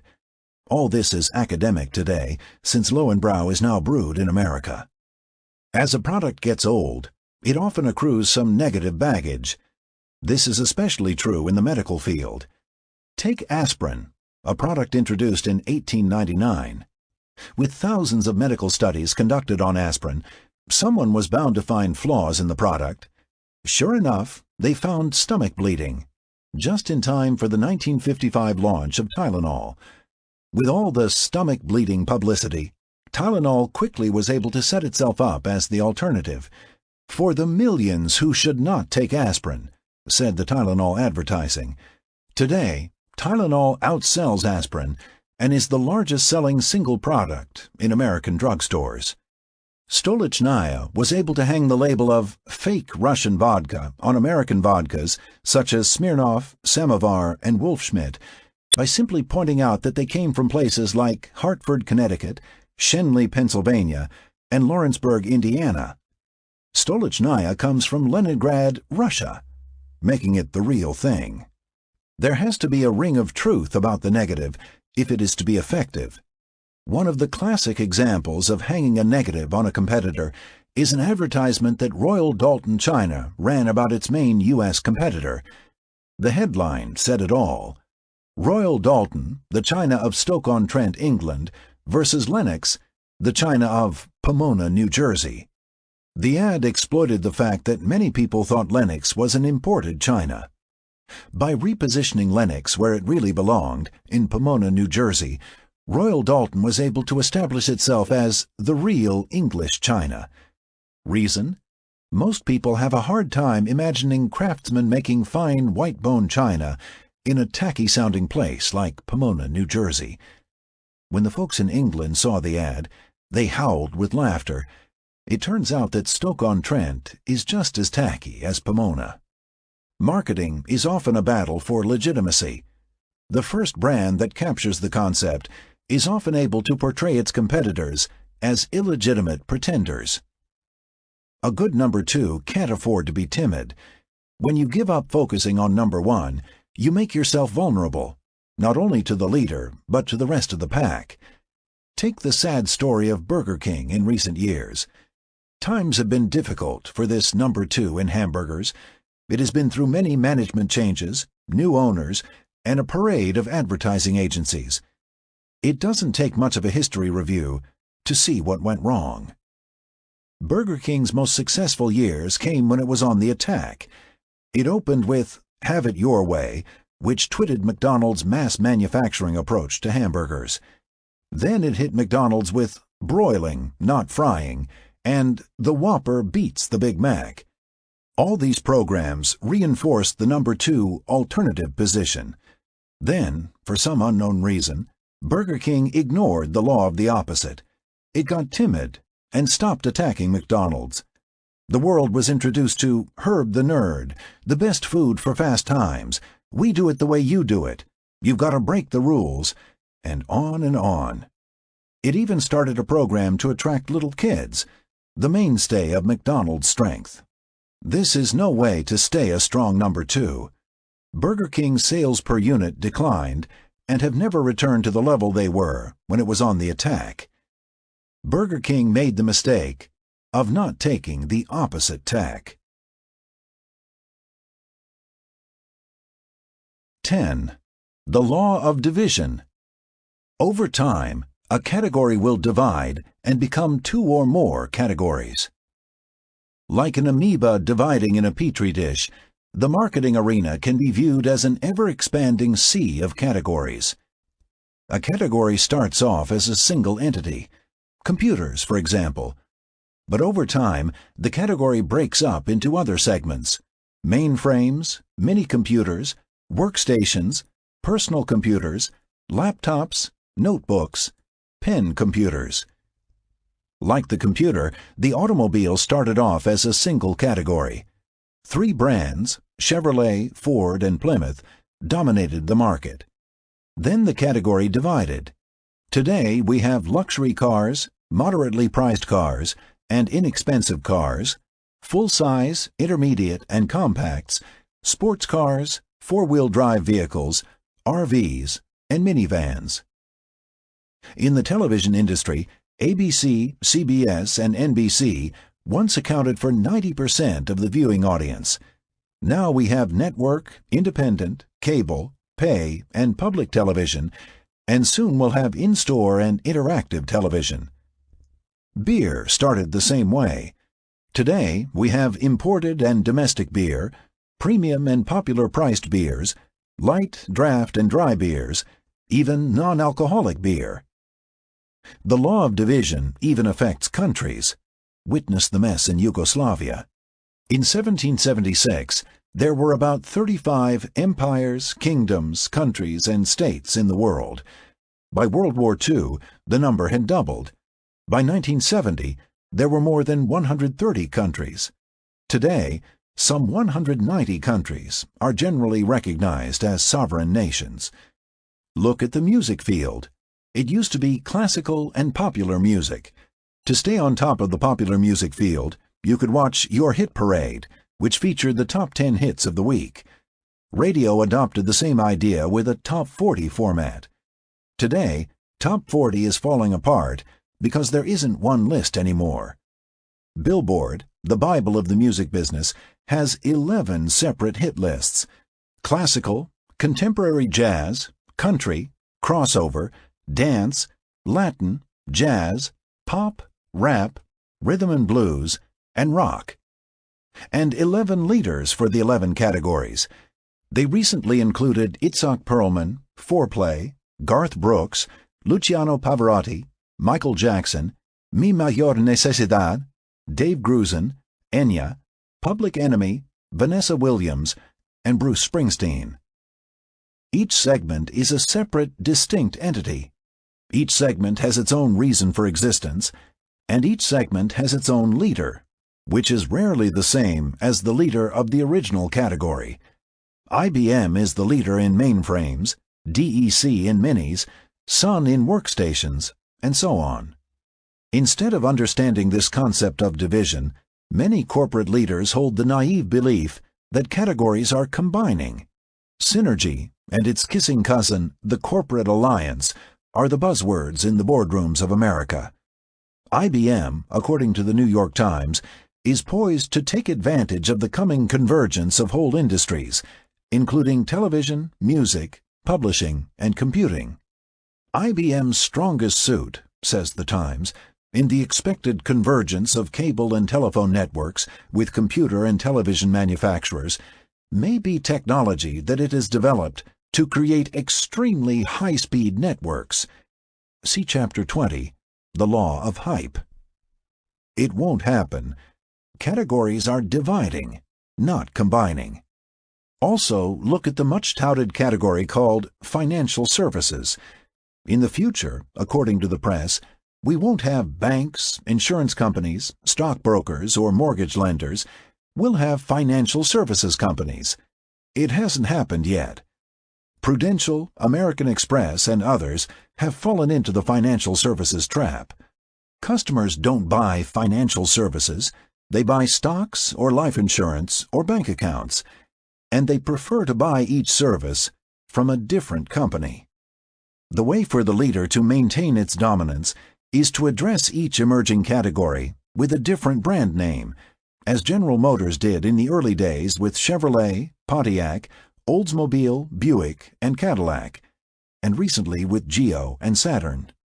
Companies make a mistake when they try to take a well-known brand name in one category and use the same brand name in another category. A classic example is the fate that befell Volkswagen, the company that introduced the small car category to America. Its Beetle was a big winner that grabbed 67% of the imported car market in the United States. Volkswagen was so successful that it began to think it could be like General Motors and sell bigger, faster, and sportier cars. So it swept up whatever models it was making in Germany and shipped them all to the United States. But unlike GM, it used the same brand, Volkswagen, for all of its models. "Different Volks for different folks," said the advertising, which featured 5 different models, including the Beetle, the 412 sedan, the Dasher, the Thing, and even a station wagon. Needless to say, the only thing that kept selling was the small thing, the Beetle. Well, Volkswagen found a way to fix that. It stopped selling the Beetle in the United States and started selling a new family of big, fast, expensive Volkswagens. Now you have the Vanagon, the Scirocco, the Jetta, the Golf GL, and the Cabriolet. It even built a plant in Pennsylvania to build these wondrous new cars. Unfortunately for Volkswagen, the small car category continued to expand, and since people couldn't buy a long-lasting, economical VW, they shifted to Toyota, Honda, and Nissan. Today, Volkswagen's 67% share has shrunk to less than 4%. Volkswagen isn't some minor European brand like Saab or Alfa Romeo. Volkswagen is the largest selling automotive brand in Europe. The cars VW sells in the United States are the same as the ones it sells in Europe, only the minds of the people buying them are different. In America, Volkswagen means small and ugly. Nobody here wants to buy a big, beautiful Volkswagen. Chapter 4, The Law of Perception. One of Volkswagen's competitors, Honda, decided to go upmarket. Rather than use the Honda name in the luxury car market, it introduced the Acura. It even took the expensive step of setting up separate Acura dealerships to avoid confusion with Honda. The Acura became the first Japanese luxury car in the United States, where today Honda sells many more Acuras than Volkswagen sells Volkswagens. Honda now has the leading brand in 2 categories. What keeps leaders from launching a different brand to cover a new category is the fear of what will happen to their existing brands. General Motors was slow to react to the super premium category that Mercedes-Benz and BMW established. One reason was that a new brand on top of Cadillac would enrage GM's Cadillac dealers. Eventually, GM tried to take Cadillac upmarket with the $54,000 Alante. It bombed. Why would anyone spend that kind of money on a so-called Cadillac, since their neighbors would probably think they paid only $30,000 or so? No prestige. A better strategy for General Motors might have been to put a new brand into the Mercedes market. They might have brought back the classic LaSalle. Timing is also important. You can be too early to exploit a new category. Back in the 50s, the Nash Rambler was America's first small car, but American Motors didn't have either the courage or the money to hang in there long enough for the category to develop. It's better to be early than late. You can't get into the prospect's mind first unless you're prepared to spend some time waiting for things to develop. 11. The Law of Perspective. Marketing effects take place over an extended period of time. Is alcohol a stimulant or a depressant? If you visit almost any bar and grill on a Friday night after work, you'd swear that alcohol was a stimulant. The noise and laughter are strong evidence of alcohol's stimulating effects. Yet at 4 in the morning, when you see a few happy hour customers sleeping it off in the streets, you'd swear that alcohol is a depressant. Chemically, alcohol is a strong depressant. But in the short term, by depressing a person's inhibitions, alcohol acts like a stimulant. Many marketing moves exhibit the same phenomenon. The long-term effects are often the exact opposite of the short-term effects. Does a sale increase a company's business or decrease it? Obviously, in the short term, a sale increases business, but there's more and more evidence to show that sales decrease business in the long term by educating customers not to buy at regular prices. Aside from the fact that you can buy something for less, what does a sale say to a prospect? It says that your regular prices are too high. After the sale is over, customers tend to avoid a store with a sale reputation. To maintain volume, retail outlets find they have to run almost continuous sales. It's not unusual to walk down a retail block and find a dozen stores in a row with sale signs in their windows. Have the automobile rebate programs increased sales? The rise of auto rebates have coincided with a decline in auto sales. U.S. vehicle sales have declined for 5 straight years in a row. The largest furniture company in the New York City area, Siemens, has been running a sale every week. Recently, Siemens went bankrupt. There is no evidence that couponing increases sales in the long run. Many companies find they need a quarterly dose of couponing to keep sales on an even keel. Once they stop couponing, sales drop off. In other words, you keep those coupons rolling out, not to increase sales, but to keep sales from falling off if you stop. Couponing is a drug. You continue to do it because the withdrawal symptoms are just too painful. Any sort of couponing, discounts, or sales tends to educate consumers to buy only when they can get a deal. What if a company never started couponing in the first place? In the retail field, the big winners are the companies that practice everyday low prices. Companies like Walmart and Kmart, and the rapidly growing warehouse outlets. Yet almost everywhere you look, you see yo-yo pricing. The airlines and the supermarkets are 2 examples. Recently, however, Procter & Gamble made a bold move to establish uniform pricing, which could become the start of a trend. In everyday life, there are many examples of short-term gains and long-term losses, crime being a typical example. If you rob a bank for $100,000 and wind up spending 10 years in jail, you either made $100,000 for a day's work or $10,000 a year for 10 years of labor. It depends on your point of view. Inflation can give an economy a short-term jolt, but in the long run, inflation leads to recession. The nuts in Brazil haven't figured this out yet. In the short term, overeating satisfies the psyche, but in the long term, it causes obesity and depression. In many other areas of life, spending money, taking drugs, having sex, the long-term effects of your actions are often the opposite of the short-term effects. Why then is it so hard to comprehend that marketing effects take place over an extended period of time? Take line extension. In the short term, line extension invariably increases sales. The beer industry clearly illustrates this effect. In the early 70s, Miller High Life was barreling along with sales increases averaging 27% a year.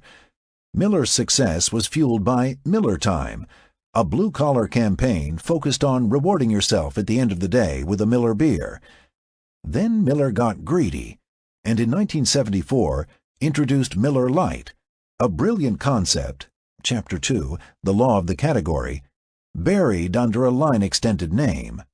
In the short term, the 2 Millers could coexist, the blue-collar beer, High Life, and the yuppie beer, Light.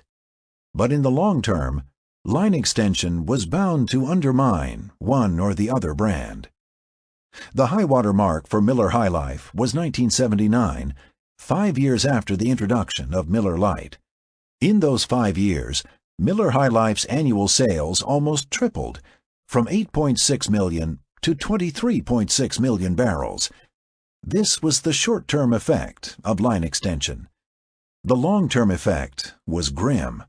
From a high of 23.6 million barrels in 1979, Miller High Life declined 13 years in a row to just 5.8 million barrels in 1991. And the decline is bound to continue. Nor has Miller Lite been immune to the ravages of line extension. In 1986, the brewer introduced Miller Genuine Draft. The brand took because it was the first beer in a new category. Unfortunately, the brand also carried the Miller name. Listen to the next chapter, The Law of Line Extension. History repeats itself. 5 years later, Miller Lite peaked in sales and then started to decline. Once started, the decline is almost impossible to stop.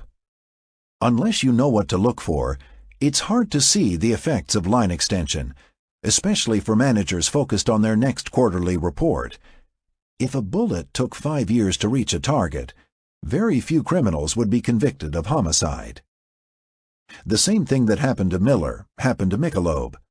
3 years after the introduction of Michelob Light, regular Michelob peaked in sales and then declined 11 years in a row.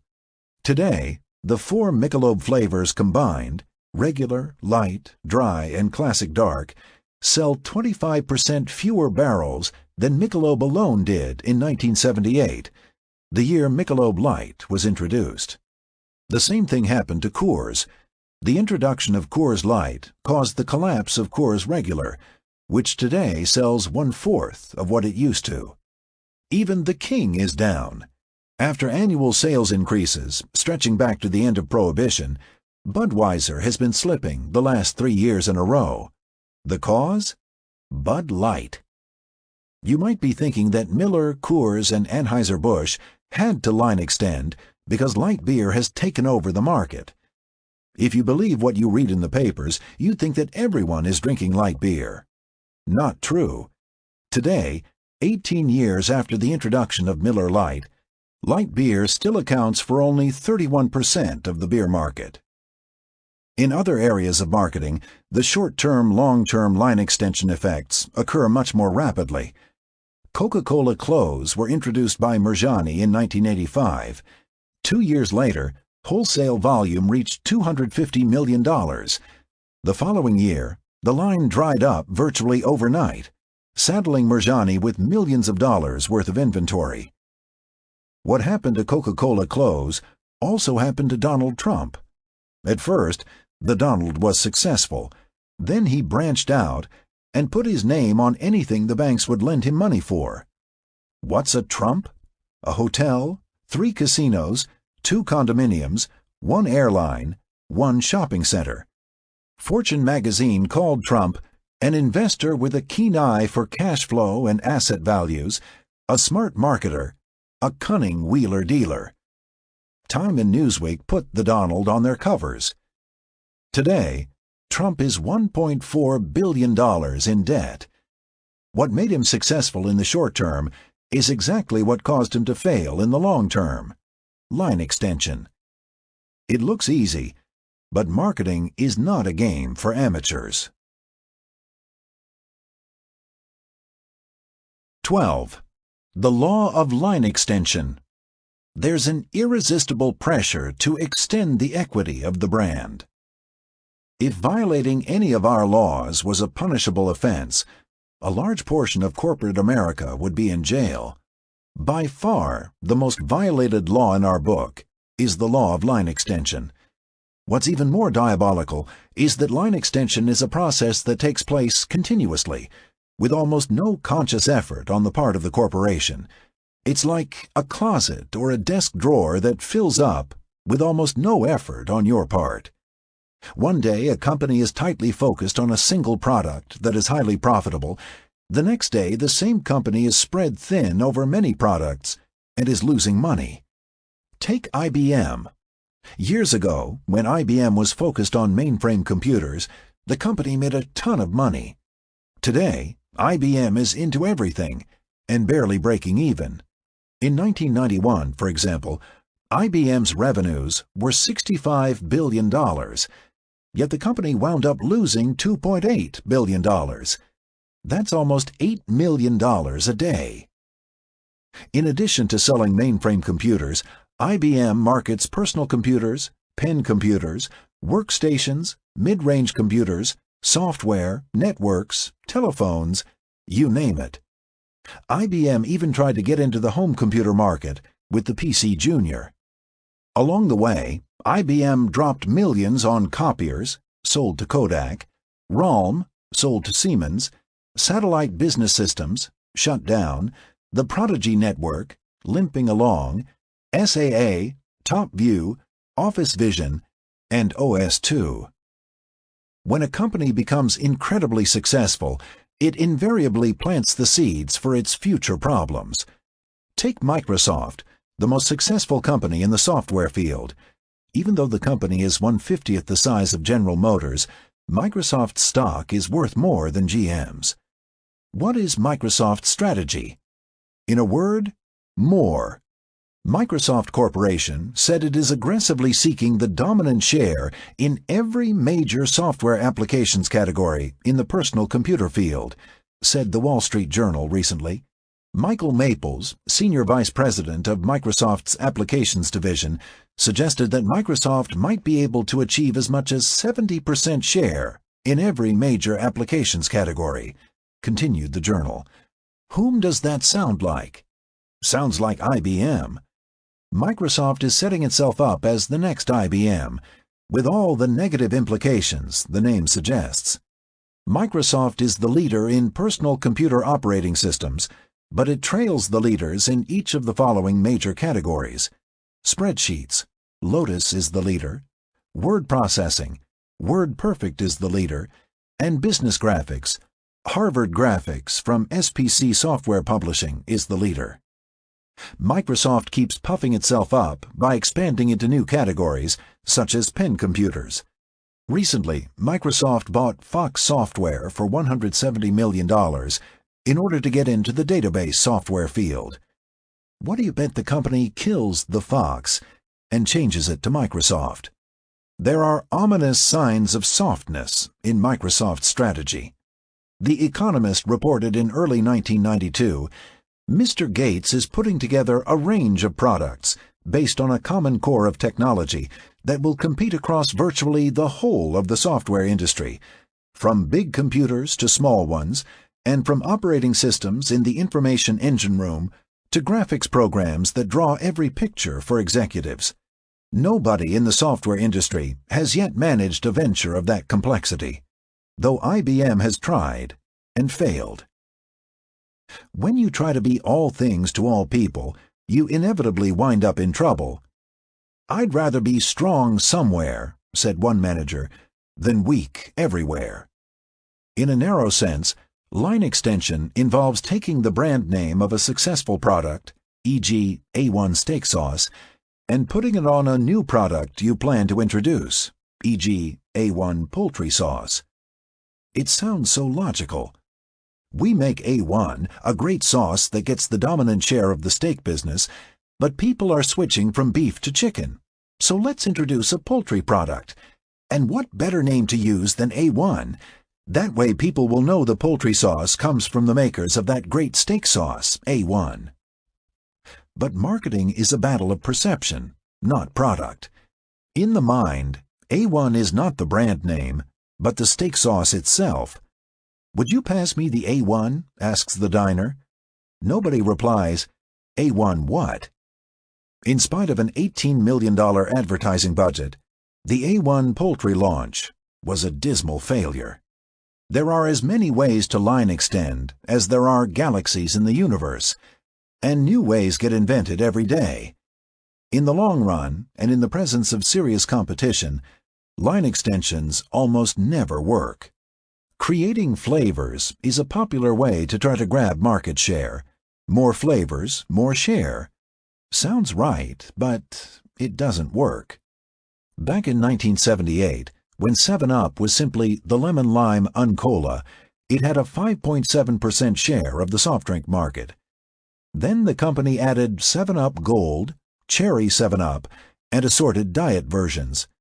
Today, 7-Up's share is down to 2.5%. Wherever you look, you'll find line extensions, which is one reason why stores are choked with brands. There are 1,300 shampoos, 200 cereals, 250 soft drinks. Invariably, the leader in any category is the brand that is not line extended. Take baby food, for example. Gerber has 72% of the market, way ahead of Beechnut and Heinz, the two line-extended brands. In spite of evidence that line extensions don't work, companies continue to pump them out. Here are some examples: Ivory Soap, Ivory Shampoo, Lifesavers Candy, Lifesavers Gum, Bic Lighters, Bic Pantyhose, Chanel, Chanel for Men, Tanqueray Gin, Tanqueray Vodka, Coors Beer, Coors Water, Heinz Ketchup, Heinz Baby Food, USA Today, USA Today on TV, Adidas Running Shoes, Adidas Cologne, Pierre Cardin Clothing, Pierre Cardin Wine, Levi's Blue Jeans, Levi's Shoes, Colgate-Palmolive. We want to leverage our basic core brands and trade on our brand names to extend into new categories. Ed Fogarty, President.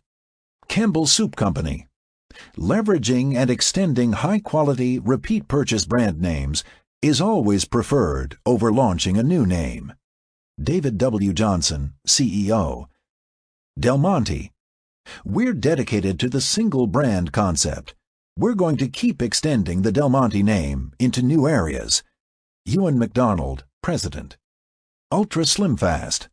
There will be soups, pastas, salad dressings, soda, fruit juices, and a new, thicker diet drink called Ultra Slim Fast Plus. Daniel Abraham, Chairman. Good luck and good night, Mr. Abraham. Why does top management believe that line extension works in spite of the overwhelming evidence to the contrary? One reason is that while line extension is a loser in the long term, it can be a winner in the short term. Chapter 11, The Law of Perspective. Management is also blinded by an intense loyalty to the company or brand. Why else would PepsiCo have introduced Crystal Pepsi in spite of the failures of Pepsi Light and Pepsi AM? More is less. The more products, the more markets, the more alliances a company makes, the less money it makes. Full speed ahead in all directions seems to be the call from the corporate bridge. When will companies learn that line extension ultimately leads to oblivion? Less is more. If you want to be successful today, you have to narrow the focus in order to build a position in the prospect's mind. What does IBM stand for? It used to stand for mainframe computers. Today, it stands for everything, which means it stands for nothing. Why is Sears Roebuck in trouble? Because the company tried to be all things to all people. Sears was big in hard goods, so it went into soft goods and then fashion. The company even hired Cheryl Tiegs. Do fashion models really buy their miniskirts at Sears? In the conventional view, a business strategy usually consists of developing an all-encompassing vision. In other words, what concept or idea is big enough to hold all of a company's products and services on the market today, as well as those that are planned for the future? In the conventional view, strategy is a tent. You stake out a tent big enough so it can hold everything you might possibly want to get into. IBM has erected an enormous computer tent. Nothing in the computer field, today or in the future, will fall outside the IBM tent. This is a recipe for disaster. As new companies, new products, new ideas invade the computer arena, IBM is going to get blown away. You can't defend a rapidly growing market like computers, even if you are a financial powerhouse like IBM. From a strategic point of view, you have to be much more selective, picking and choosing the area in which to pitch your tent. Strategically, General Motors is in the same boat as IBM. GM is into anything and everything on wheels: sedans, sports cars, cheap cars, expensive cars, trucks, minivans, even electric cars. So what is GM's business strategy? If it runs on the road or off the road, we'll chase it. For many companies, line extension is the easy way out. Launching a new brand requires not only money, but also an idea or concept. For a new brand to succeed, it ought to be the first in a new category, Chapter 1, the law of leadership, or the new brand ought to be positioned as an alternative to the leader, Chapter 9, the law of the opposite. Companies that wait until a new market has developed often find these two leadership positions already preempted, so they fall back on the old reliable line extension approach. The antidote for line extension is corporate courage, a commodity in short supply. 13. The law of sacrifice. You have to give up something in order to get something. The law of sacrifice is the opposite of the law of line extension. If you want to be successful today, you should give something up. There are three things to sacrifice: product line, target market, and constant change. First, the product line. Where is it written that the more you have to sell, the more you sell? The full line is a luxury for a loser. If you want to be successful, you have to reduce your product line, not expand it. Take Emery Air Freight. Emery was in the air freight services business. Anything you wanted to ship, you could ship via Emery. Small packages, large packages, overnight service, delayed service. From a marketing point of view, what did Federal Express do? It concentrated on one service: small packages overnight. Today, Federal Express is a much bigger company than Emery. The power of the sacrifice for Federal Express was being able to put the word overnight in the mind of the prospect. When it absolutely positively had to be there overnight, you would call Federal Express. Then what did Federal Express do? The company did the same thing Emery did. It threw away its overnight position by buying Tiger International's Flying Tiger cargo line for $880 million. Now, Federal Express is a worldwide air cargo company without a worldwide position. In just 21 months, Federal Express lost $1.1 billion in its international operations. Marketing is a game of mental warfare. It's a battle of perceptions, not products or services. In the mind of the prospect, Federal Express is the overnight company. Federal Express owns the overnight position. When the market turned international, Federal Express faced a classic marketing dilemma. Should it try to take a domestic name into the international field, or should it create a new worldwide name? Furthermore, how should it deal with DHL, the company that got into the international field first? It's bad enough that Federal Express walked away from the overnight idea. What's worse is that it didn't replace the idea with a new one. OurArea was the longtime leader in batteries, but new technology arrived, as it does in most industries. The first technology to change the battery business was the heavy-duty battery. What would you call your heavy-duty battery if you had the #1 name in batteries? You'd probably call it the OurArea heavy-duty battery, which is what OurArea did. Then the alkaline battery arrived.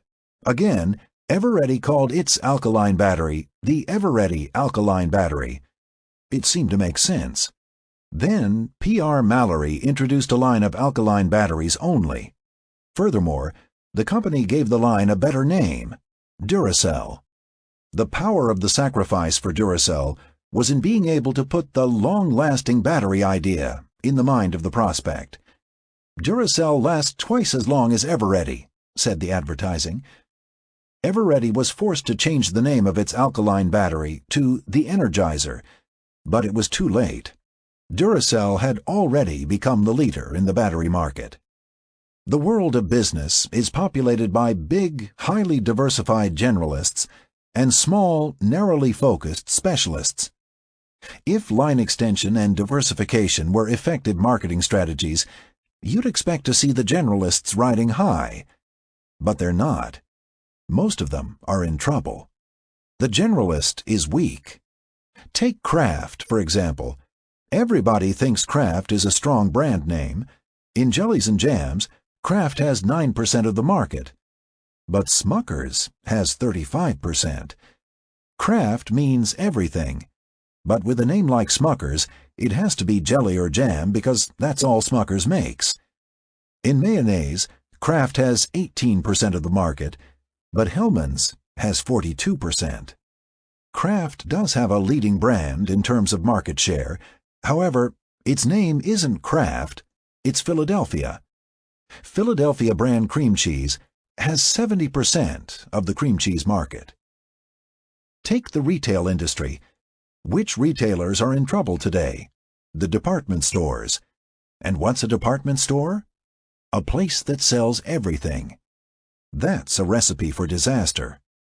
Campo, L.J. Hooker, and Gimbel's all wound up in bankruptcy court. Ames department stores filed for bankruptcy. Hills department stores filed for bankruptcy. Macy's, the owner of the world's largest store, filed for bankruptcy. Interstate department stores also went bankrupt, so the company looked at the books and decided to focus on the only product it made money on: toys. As long as Interstate was going to focus on toys, it decided to change its name to Toys R Us. Today, Toys R Us does 20% of the retail toy business in the country. Very profitably, too. In its last fiscal year, Toys R Us made $326 million on sales of $5.5 billion. Many retail chains are successfully patterning themselves on the Toys R Us formula: a narrow focus with in-depth stock. Staples, Office Supplies, and Blockbuster Video are two recent examples. In the retail field generally, the big successes are the specialists: The Limited, upscale clothing for working women; The Gap, casual clothing for the young at heart; Benetton, wool and cotton clothing for young swingers; Victoria's Secret, sexy undergarments; Foot Locker, athletic shoes; Banana Republic, safari wear.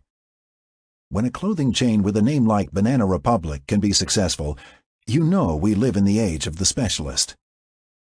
Let's discuss the second sacrifice: target market. Where is it written that you have to appeal to everybody? Take the cola field. Coca-Cola got into the prospect's mind first and built a powerful position. In the late 50s, for example, Coke outsold Pepsi more than 5-1. What could Pepsi-Cola do to go against Coke's powerful position? In the early 60s, Pepsi-Cola finally developed a strategy based on the concept of sacrifice. The company sacrificed everything except the teenage market. Then it brilliantly exploited this market by hiring its icons: Michael Jackson, Lionel Richie, Don Johnson. Within one generation, Pepsi closed the gap. Today, it is only 10% behind Coca-Cola in total U.S. cola sales. In the supermarket, Pepsi-Cola actually outsells Coca-Cola. In spite of Pepsi-Cola's success, however, the pressure for enlarging the tent is always present. Recently, it succumbed to temptation. According to Advertising Age, Pepsi-Cola Company has outgrown the Pepsi generation. In a major marketing shift, flagship Pepsi will be pitched as the soft drink for the masses. "Gotta have it" is Pepsi's new theme. The advertising shows older people like Yogi Berra and Regis Philbin drinking Pepsi. The one drawback of Pepsi advertising in the past has been a little too much focus on youth, says Phil Dusenberry of Pepsi's ad agency BBDO. We could have made greater gains had we expanded our horizons to catch a wider net and catch more people. According to Fortune magazine, Coca-Cola is the world's most powerful trademark. When an also-ran like Pepsi-Cola develops a narrowly focused strategy that puts it within an eyelash of the leader, why would it change its powerful strategy? Why indeed? There seems to be an almost religious belief that the wider net catches more customers, in spite of many examples to the contrary. Take Budweiser, for example. When we go out to develop a plan for Budweiser, we have to cover everybody above 21 years of age, whether they're male, female, black, white, says August Bush IV. Look at cigarette advertisements, especially old cigarette ads. They invariably show both a man and a woman. Why? In an age when most smokers were men, cigarette manufacturers wanted to broaden their market. We got the men, let's go out and get the women too. So what did Philip Morris do? It narrowed the focus to men only. And then it narrowed the focus even more to a man's man, the cowboy. The brand was called Marlboro. Today, Marlboro is the largest-selling cigarette in the world. In the United States, Marlboro is the largest-selling cigarette among men and women. The target is not the market. That is, the apparent target of your marketing is not the same as the people who will actually buy your product. Even though Pepsi-Cola's target was the teenager, the market was everybody. The 50-year-old guy who wants to think he's 29 will drink the Pepsi. The target of Marlboro advertising is the cowboy, but the market is everybody. Do you know how many cowboys are left in America? Very few. They've all been smoking Marlboros. Finally, the third sacrifice, constant change. Where is it written that you have to change your strategy every year at budget review time? If you try to follow the twists and turns of the market, you are bound to wind up off the road. The best way to maintain a consistent position is not to change it in the first place. People Express had a brilliant narrow position to start with. It was the no-frills airline that flew to no-frills cities at no-frills prices. People used to get on a People Express plane and say, "Where are we going?" They didn't care, as long as it was cheap enough. What did People Express do after it became successful? It tried to be all things to all people. It invested in new equipment, like 747s. It started to fly the heavily traveled routes to places like Chicago and Denver, not to mention Europe. It bought Frontier Airlines. It added frills, like first-class sections. People Express promptly lost altitude and only escaped bankruptcy court by selling itself to Texas Air, which did it for them. White Castle, on the other hand, has never changed its position. A White Castle today not only looks the same as a White Castle did 60 years ago, it also sells the same frozen sliders at unbelievably low prices. Would you believe the average White Castle does more than $1 million a year in revenues? That's more than Burger King, and not too far behind McDonald's. Good things come to those who sacrifice. 14. The Law of Attributes. For every attribute, there is an opposite effective attribute. In Chapter 6, The Law of Exclusivity, we made the point that you can't own the same word or position that your competitor owns. You must find your own word to own. You must seek out another attribute. Too often, a company attempts to emulate the leader. They must know what works, goes the rationale, so let's do something similar. Not good thinking. It's much better to search for an opposite attribute that will allow you to play off against the leader. The key word here is opposite. Similar won't do. Coca-Cola was the original and thus the choice of older people. Pepsi successfully positioned itself as the choice of the younger generation. Since Crest owned cavities, other toothpastes avoided cavities and jumped on other attributes like taste, whitening, breath protection, and more recently, baking soda. Marketing is a battle of ideas, so if you are to succeed, you must have an idea or attribute of your own to focus your efforts around. Without one, you would better have a low price. A very low price. Some say all attributes are not created equal. Some attributes are more important to customers than others. You must try and own the most important attribute. Cavity prevention is the most important attribute in toothpaste. It's the one to own. But the law of exclusivity points to the simple truth that once an attribute is successfully taken by your competition, it's gone. You must move on to a lesser attribute and live with a smaller share of the category. Your job is to seize a different attribute, dramatize the value of your attribute, and thus increase your share. For many years, IBM dominated the world of computers with its attributes of big and powerful. Companies that tried to move in on those attributes had little success. RCA, GE, Univac, Burroughs, Honeywell, NCR, and Control Data lost a lot of money on mainframe computers. Then an upstart from Boston went for the attribute of small, and the mini-computer was born. They probably laughed in Armonk because they knew corporate America wanted big and powerful. Today, small has grown to such proportions that IBM's vast mainframe empire is in serious trouble. A company that never laughs at new attributes that are exactly the opposite of their current products is Gillette, the world's #1 razor blade maker. Its dominance revolves around its high-technology razors and cartridge systems.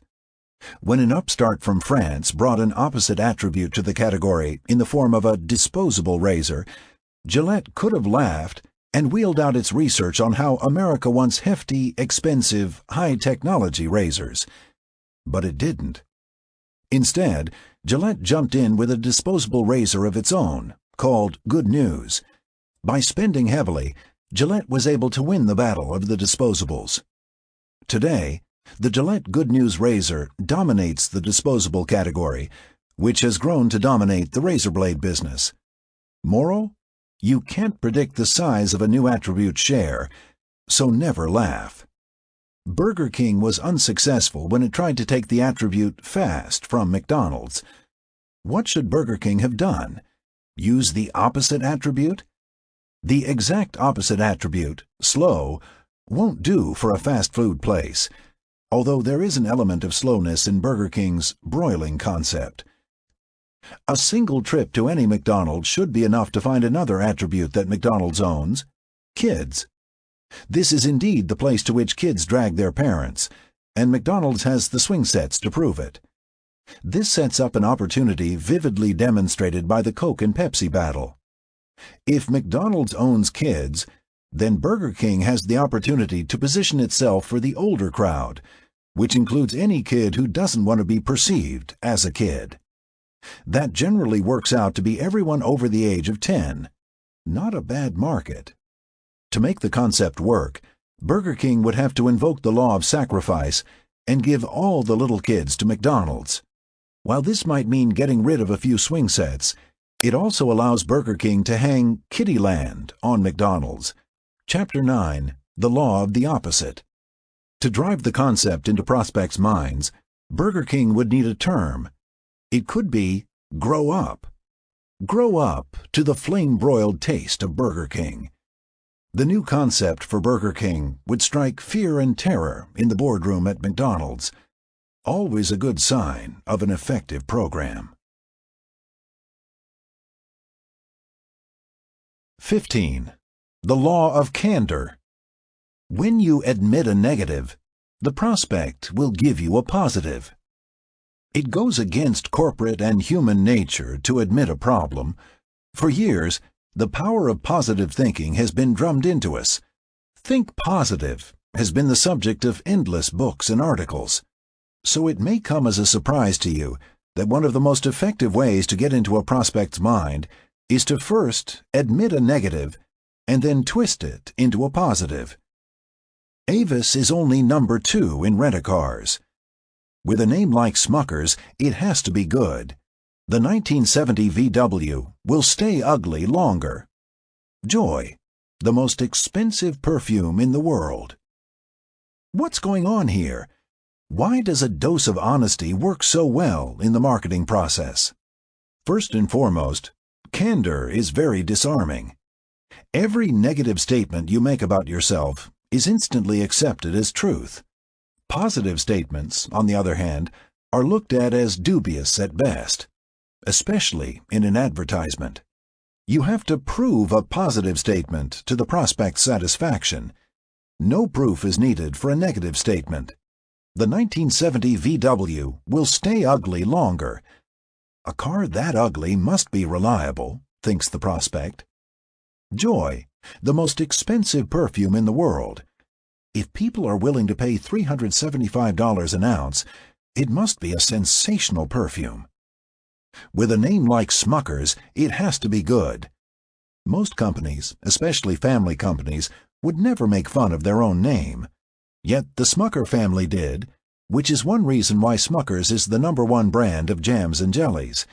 If your name is bad, you have two choices: change the name or make fun of it. The one thing you can't do is to ignore a bad name, which is one reason why you won't find beer brands like Gablinger's, Grolsch, and Griesedick in your supermarket today. Avis is only #2 in rent-a-cars. So why go with them? They must try harder. Everybody knew that Avis was second in rent-a-cars. So why go with the obvious? Marketing is often a search for the obvious. Since you can't change a mind once it's made up, your marketing efforts have to be devoted to using ideas and concepts already installed in the brain. You have to use your marketing programs to rub it in. No program did this as brilliantly as the Avis #2 program. Positive thinking has been highly overrated. The explosive growth of communications in our society has made people defensive and cautious about companies trying to sell them anything. Admitting a problem is something that very few companies do. When a company starts a message by admitting a problem, people tend to, almost instinctively, open their minds. Think about the times that someone came to you with a problem and how quickly you got involved and wanted to help. Now think about people starting off a conversation about some wonderful things they are doing. You probably were a lot less interested. Now, with that mind open, you're in a position to drive in the positive, which is your selling idea. Some years ago, Scope entered the mouthwash market with a good-tasting mouthwash, thus exploiting Listerine's truly terrible taste. What should Listerine do? It certainly couldn't tell people that Listerine's taste wasn't all that bad. That would raise a red flag that would reinforce a negative perception. Things could get worse. Instead, Listerine brilliantly invoked the law of candor. The taste you hate twice a day. Not only did the company admit the product tasted bad, it admitted that people actually hated it. Now that's honesty. This set up the selling idea that Listerine kills a lot of germs. The prospect figured that anything that tastes like disinfectant must indeed be a germ killer. A crisis passed with the help of a heavy dose of candor. As another example, General Foods admitted that grape nut cereal was a learned pleasure and advised consumers to try it for a week. Sales went up 23%. One final note: the law of candor must be used carefully and with great skill. First, your negative must be widely perceived as a negative. It has to trigger an instant agreement with your prospect's mind. If the negative doesn't register quickly, your prospect will be confused and will wonder, "What's this all about?"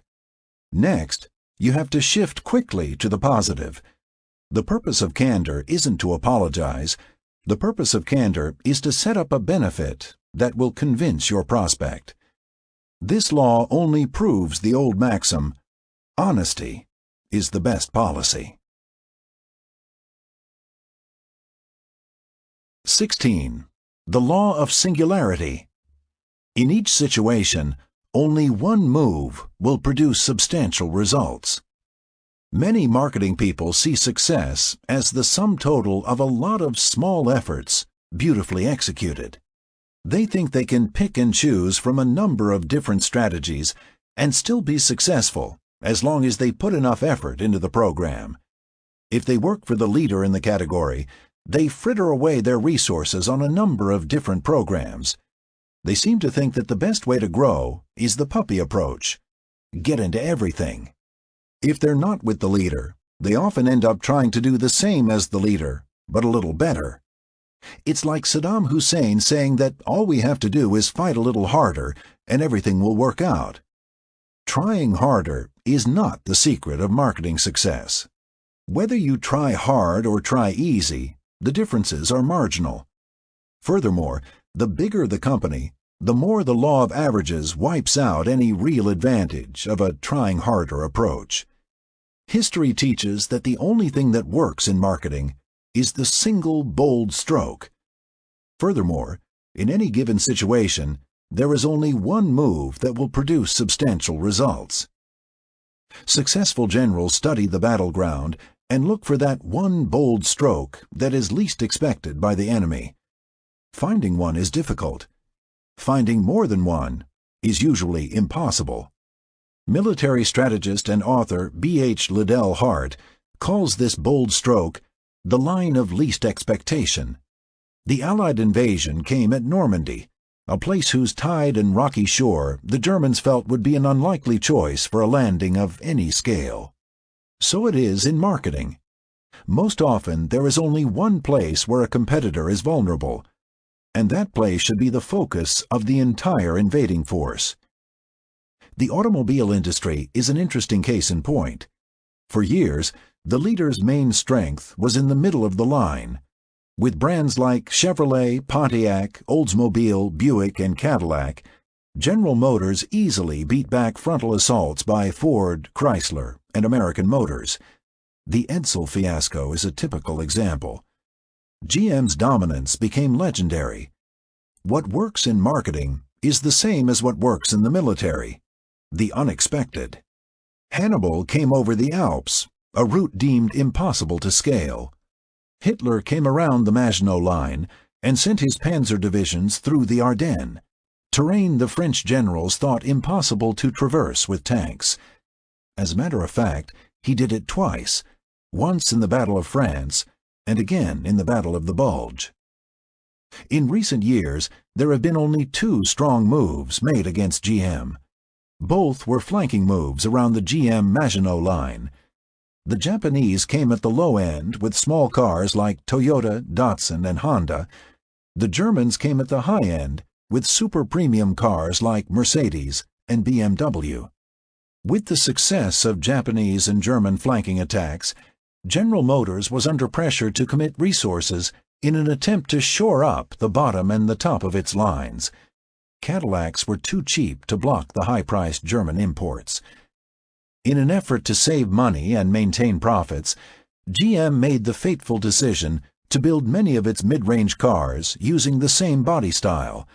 Suddenly, no one could tell a Chevrolet from a Pontiac, or an Oldsmobile, or a Buick. They all looked alike. Its look-alike cars weakened General Motors in the middle and opened up a move for Ford as it broke through with the European-styled Taurus and Sable. And then the Japanese jumped in with Acura, Lexus, and Infiniti. Now, General Motors is weak across the board. Look at Coke. At present, Coca-Cola is fighting a two-front battle with Classic and New Coke. While Coca-Cola Classic has regained a lot of its original strength, New Coke, an Edsel from Atlanta, is barely hanging on. We've seen endless slogans for Coca-Cola. We have a taste for you. The real choice. Catch the wave. Red, white, and you. You can't beat the feeling. And now, you can't beat the real thing. Nothing has moved the needle very much. The folks at Coca-Cola keep trying. They've even hired a Hollywood talent agent to contribute creative ideas. Any day now, the new shooters will parade into an Atlanta conference room and paper the wall with a new set of slogans. Top Coke management will then sit around and discuss the latest batch of creative moves. While it's theoretically possible to stumble across the right idea if you haphazardly generate all the ideas you can possibly think of, it's not an efficient way to work. Coke needs to make progress beyond just buying business. As we see it, Coke has only one two-part move to make. One part is a step backward, the other is a step forward. First of all, Coke has to bite the bullet and drop New Coke. Not because it's a loser or an embarrassment, but because the existence of New Coke blocks the company from effectively using the only weapon it has. With New Coke safely tucked away in the archives, Coke would be able to invoke the law of focus and bring back the concept of the real thing and use it against Pepsi. To pull the trigger, Coke could go on television and say to the Pepsi generation, "All right, kids, we're not going to push you. When you're ready for the real thing, we've got it for you." That would be the beginning of the end of the Pepsi generation, if Pepsi-Cola hasn't already killed it off all by itself. Not only is this idea simple and powerful, but it's really the only move available to Coke. It exploits the only words that Coke owns in the minds of its prospects: the real thing. To find that singular idea or concept, marketing managers have to know what's happening in the marketplace. They have to be down at the front, in the mud of the battle. They have to know what's working and what isn't. They have to be involved. Because of the high cost of mistakes, management can't afford to delegate important marketing decisions. That's what happened at General Motors. When the financial people took over, the marketing programs collapsed. Their interest was in the numbers, not the brands. The irony is that the numbers went south, along with the brands. It's hard to find that single move if you're hanging around headquarters and not involved in the process. 17. The law of unpredictability. Unless you write your competitors' plans, you can't predict the future. Implicit in most marketing plans is an assumption about the future. Yet marketing plans based on what will happen in the future are usually wrong. With hundreds of computers and an army of meteorologists, no one can predict the weather 3 days in advance. So how do you expect to predict your market 3 years in advance? IBM developed a massive marketing plan to hook up all PCs to its mainframes. The company called it Office Vision.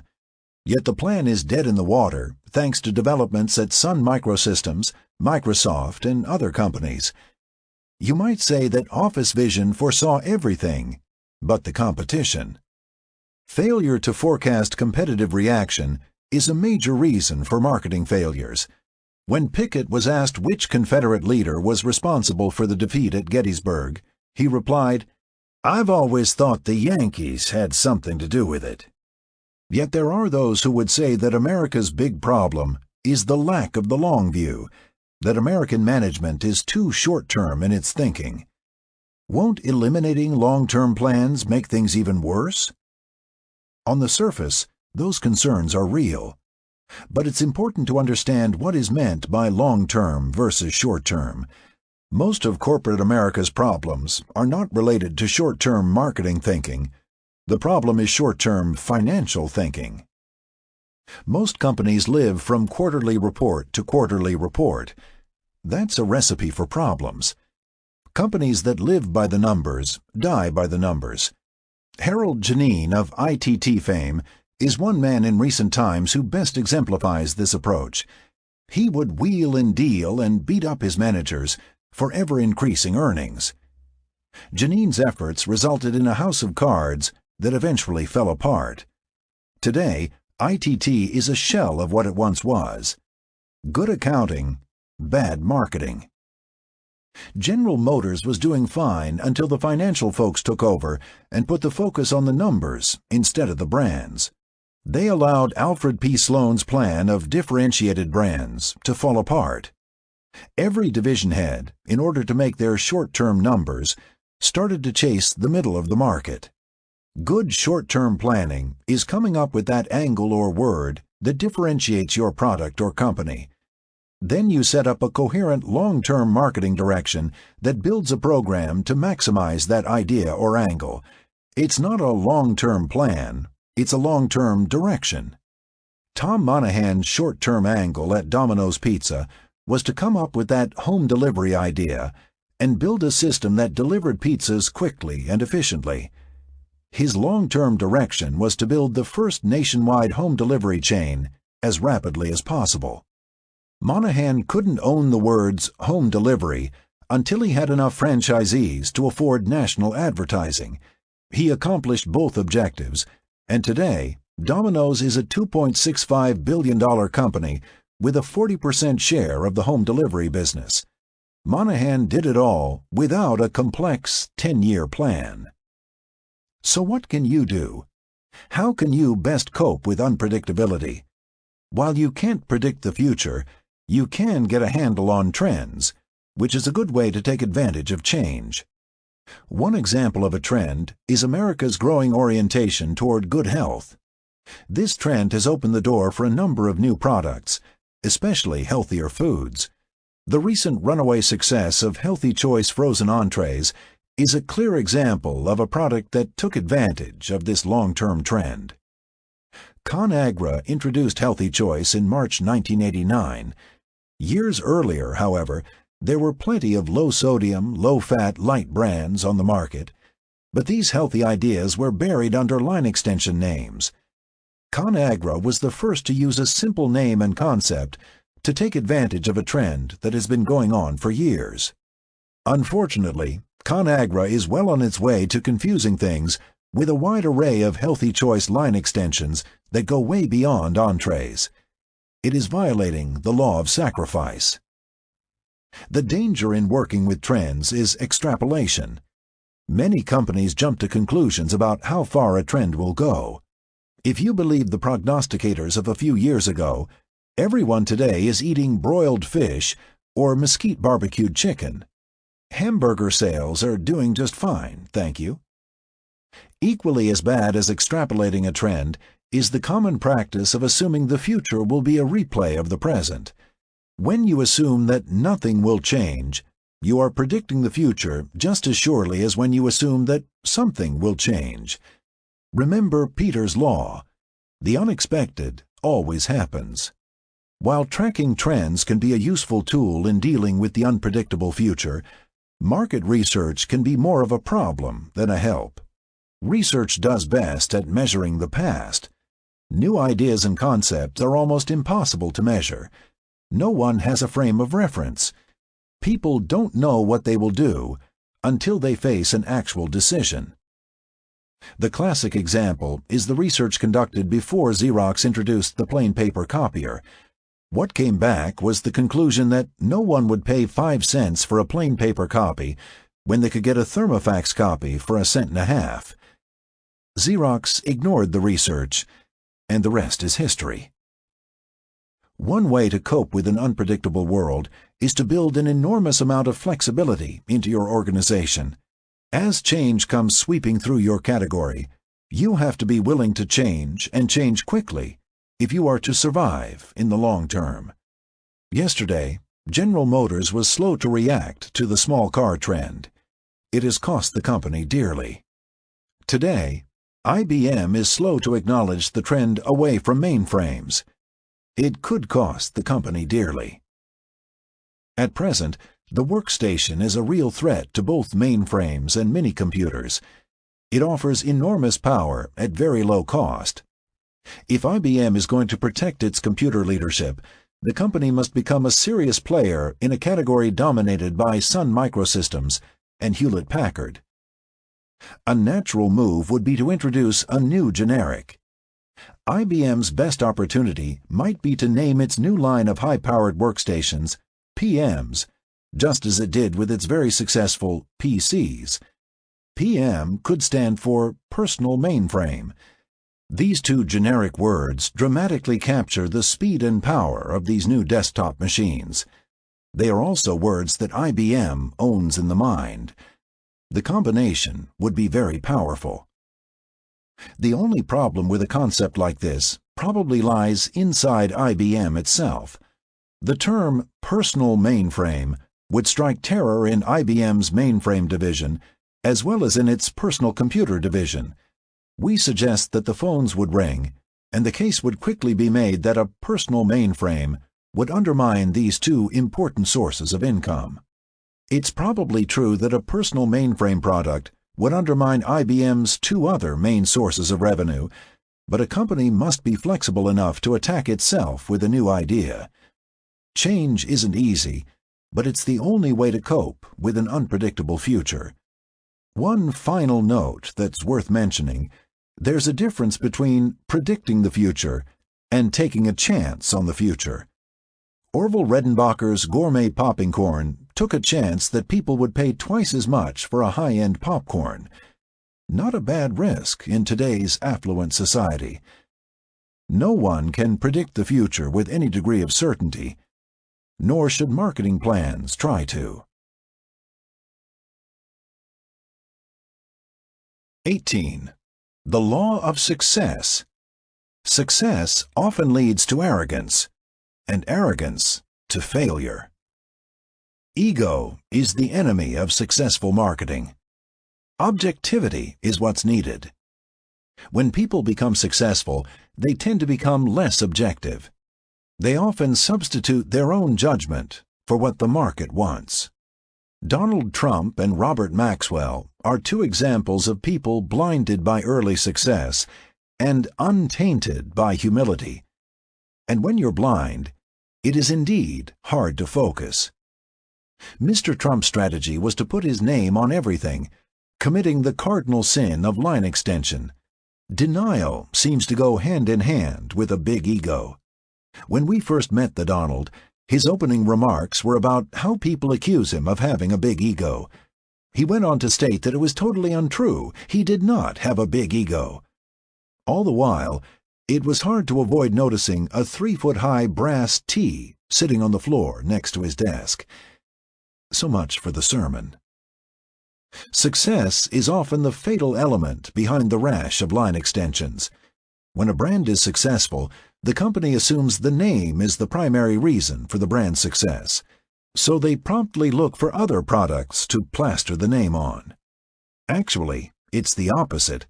The name didn't make the brand famous, although a bad name might keep the brand from becoming famous. The brand got famous because you made the right marketing moves. In other words, the steps you took were in tune with the fundamental laws of marketing. You got into the mind first, you narrowed the focus, you preempted a powerful attribute. Your success puffs up your ego to such an extent that you put the famous name on other products. Result? Early success and long-term failure, as illustrated by the failure of Donald Trump. The more you identify with your brand or corporate name, the more likely you are to fall into the line extension trap. It can't be the name, you might be thinking when things go wrong. We have a great name. Pride goeth before destruction, and a haughty spirit before a fall. Proverbs chapter 16, verse 18. Tom Monahan of Domino's Pizza is one of the few executives who have recognized how ego can lead you astray. You start thinking you can do anything. I was that way back in the early days. I got into frozen pizzas for a while, and that was a disaster. If I hadn't messed around with those frozen pizzas for the better part of a year, trying to sell them in bars and restaurants, Domino's probably would have had a lot more stores by now. Actually, ego is helpful. It can be an effective driving force in building a business.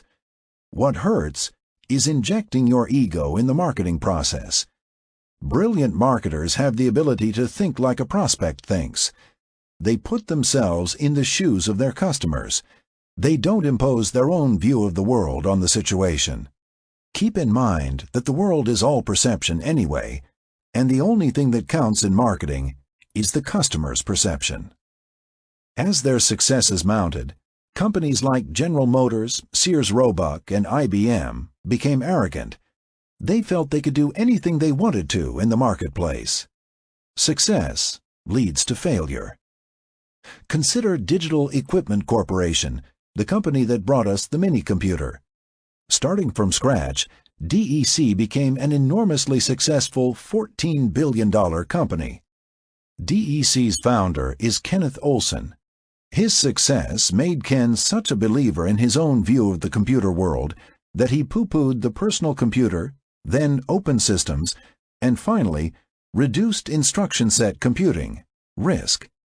In other words, Ken Olsen ignored three of the biggest developments in the computer category. A trend is like the tide. You don't fight it. Today, Ken Olsen is out. The bigger the company, the more likely it is that the chief executive has lost touch with the front lines. This might be the single most important factor limiting the growth of a corporation. All other factors favor size. Marketing is war, and the first principle of warfare is the principle of force. The larger army, the larger company, has the advantage. But the larger company gives up some of that advantage if it cannot keep itself focused on the marketing battle that takes place in the mind of the customer. The shootout at General Motors between Roger Smith and Ross Perot illustrates the point.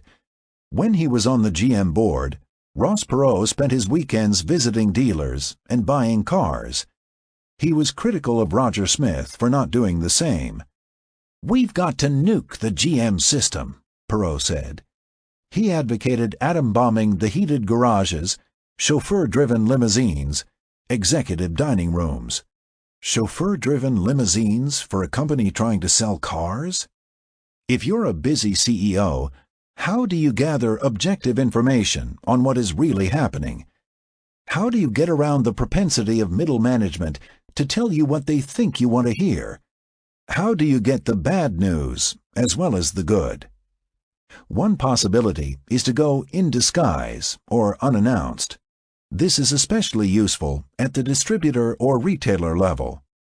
In many ways, this is analogous to the king who dresses up as a commoner and mingles with his subjects. Reason? To get honest opinions of what's happening. Like kings, chief executives rarely get honest opinions from their ministers. There's too much intrigue going on at the court. Another aspect of the problem is the allocation of time. Quite often the CEO's time is taken up with too many United Way meetings, too many industry activities, too many outside board meetings, too many testimonial dinners. According to one survey, the average CEO spends 18 hours a week on outside activities. The next time waster is internal meetings. The average CEO spends 17 hours a week attending corporate meetings and 6 hours a week preparing for those meetings. Since the typical top executive works 61 hours a week, that leaves only 20 hours for everything else, including managing the operation and going down to the front. No wonder chief executives delegate the marketing function. That's a mistake. Marketing is too important to be turned over to an underling. If you delegate anything, you should delegate the chairmanship of the next fundraising drive. The Vice President of the United States, not the President, attends the state funerals. The next thing to cut back on are the meetings. Instead of talking things over, walk out and see for yourself. As Gorbachev told Reagan, it is better to see once than to hear 100 times. Small companies are mentally closer to the front than big companies. That might be one reason they grew more rapidly in the last decade. They haven't been tainted by the law of success. 19. The law of failure. Failure is to be expected and accepted. Too many companies try to fix things rather than drop things. Let's reorganize to save the situation is their way of life. Admitting a mistake and not doing anything about it is bad for your career. A better strategy is to recognize failure early and cut your losses. American Motors should have abandoned passenger cars and focused on Jeep.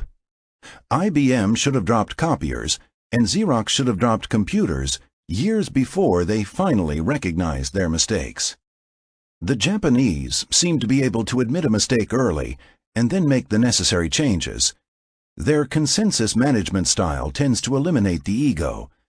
Since a large number of people have a small piece of a big decision, there is no stigma that can be considered career damaging.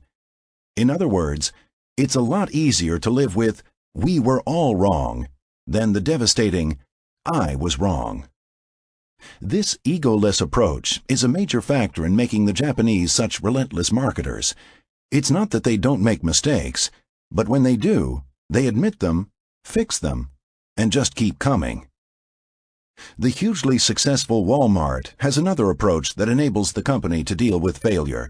It's called Sam Walton's ready, fire, aim approach. It's an outgrowth of his penchant for constant tinkering. Walton was well aware that nobody hits the target every time, but at Walmart, people aren't punished if their experiments fail. As Walmart's chief executive said in a Business Week article, "If you learn something and you're trying something, then you probably get credit for it. But woe to the person who makes the same mistake twice." Walmart is different from many large corporations because so far it appears to be free of an insidious disease called the personal agenda that can creep into any corporation. Marketing decisions are often made first with the decision-maker's career in mind, and second with the impact on the competition or the enemy in mind. There is a built-in conflict between the personal and the corporate agenda. This leads to a failure to take risks. It's hard to be first in a new category without sticking your neck out. When the senior executive has a high salary and a short time to retire, a bold move is highly unlikely. Even junior executives often make safe decisions so as not to disrupt their progress up the corporate ladder. Nobody has ever been fired for a bold move they didn't make. In some American companies, nothing gets done unless it benefits the personal agenda of someone in top management. This severely limits the potential marketing moves a company can make. An idea gets rejected not because it isn't fundamentally sound, but because no one in top management will personally benefit from its success. One way to diffuse the personal agenda factor is to bring it out in the open. 3M uses the champion system to publicly identify the person who will benefit from the success of a new product or venture. The successful introduction of 3M's Post-it notes illustrates how the concept works. Art Fry is the 3M scientist who championed the Post-it notes product, which took almost a dozen years to bring to market. While the 3M system works, in theory, the ideal environment would allow managers to judge a concept on its merits, not on whom the concept would benefit. If a company is going to operate in an ideal way, it will take teamwork, esprit de corps, and a self-sacrificing leader. One immediately thinks of Patton and his Third Army and its dash across France. No army in history took as much territory and as many prisoners in as short a period of time. Patton's reward? Eisenhower fired him. 20. The law of hype. The situation is often the opposite of the way it appears in the press. When IBM was successful, the company said very little. Now, it throws a lot of press conferences. When things are going well, a company doesn't need the hype. When you need the hype, it usually means you're in trouble. Young and inexperienced reporters and editors tend to be more impressed by what they read in other publications than by what they gather themselves. Once the hype starts, it often continues on and on. No soft drink has received more hype than New Coke. By one estimate, New Coke received more than $1 billion worth of free publicity.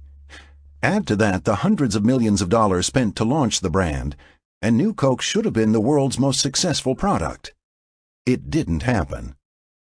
Less than 60 days after the launch, Coca-Cola was forced to come back with the original formula, now called Coca-Cola Classic. Today, Classic outsells New about 15 to 1. No newspaper has received more hype than USA Today. At its launch in 1982 were the President of the United States, the Speaker of the House of Representatives, and the Majority Leader of the U.S. Senate. The residue of this initial hype was still so great that most people cannot believe USA Today is a loser. No computer has received more hype than the next computer. Demand for press conference credentials was so great that Steve Jobs had to print tickets in advance, even though the auditorium could hold several thousand people. All the seats were filled. Steve Jobs makes television news as well as the cover of many major publications. IBM, Ross Perot, and Canon have invested $130 million. Will Next be a winner? Of course not. Where is the opening? Next is the first in a new category of what? History is filled with marketing failures that were successful in the press. The Tucker 48, the U.S. Football League, Videotext, the automated factory, the personal helicopter, the manufactured home, the picture phone, polyester suits. The essence of the hype was not just that the new product was going to be successful. The essence of the hype was that existing products would now be obsolete. Polyester was going to make wool obsolete. Videotext was going to make newspapers obsolete. The personal helicopter was going to make the roads and highways obsolete. The Tucker 48, with its Cyclops Eye headlight, would revolutionize the way Detroit makes automobiles. Only 51 were ever built. In the heavily touted Office of the Future, everything was going to be integrated into one ball of computer wax. The last time we looked, there were separate typewriters, now called personal computers, separate laser printers, separate fax machines, separate copy machines, separate postal meters. The Office of the Future is aptly named, a concept that will remain forever in the future. These predictions violate the law of unpredictability. No one can predict the future, not even a sophisticated reporter for the Wall Street Journal. The only revolutions you can predict are the ones that have already started. Did anyone predict the overthrow of communism and the Soviet Union? Not really. It was only after the process had started that the press jumped on the crumbling communist empire story.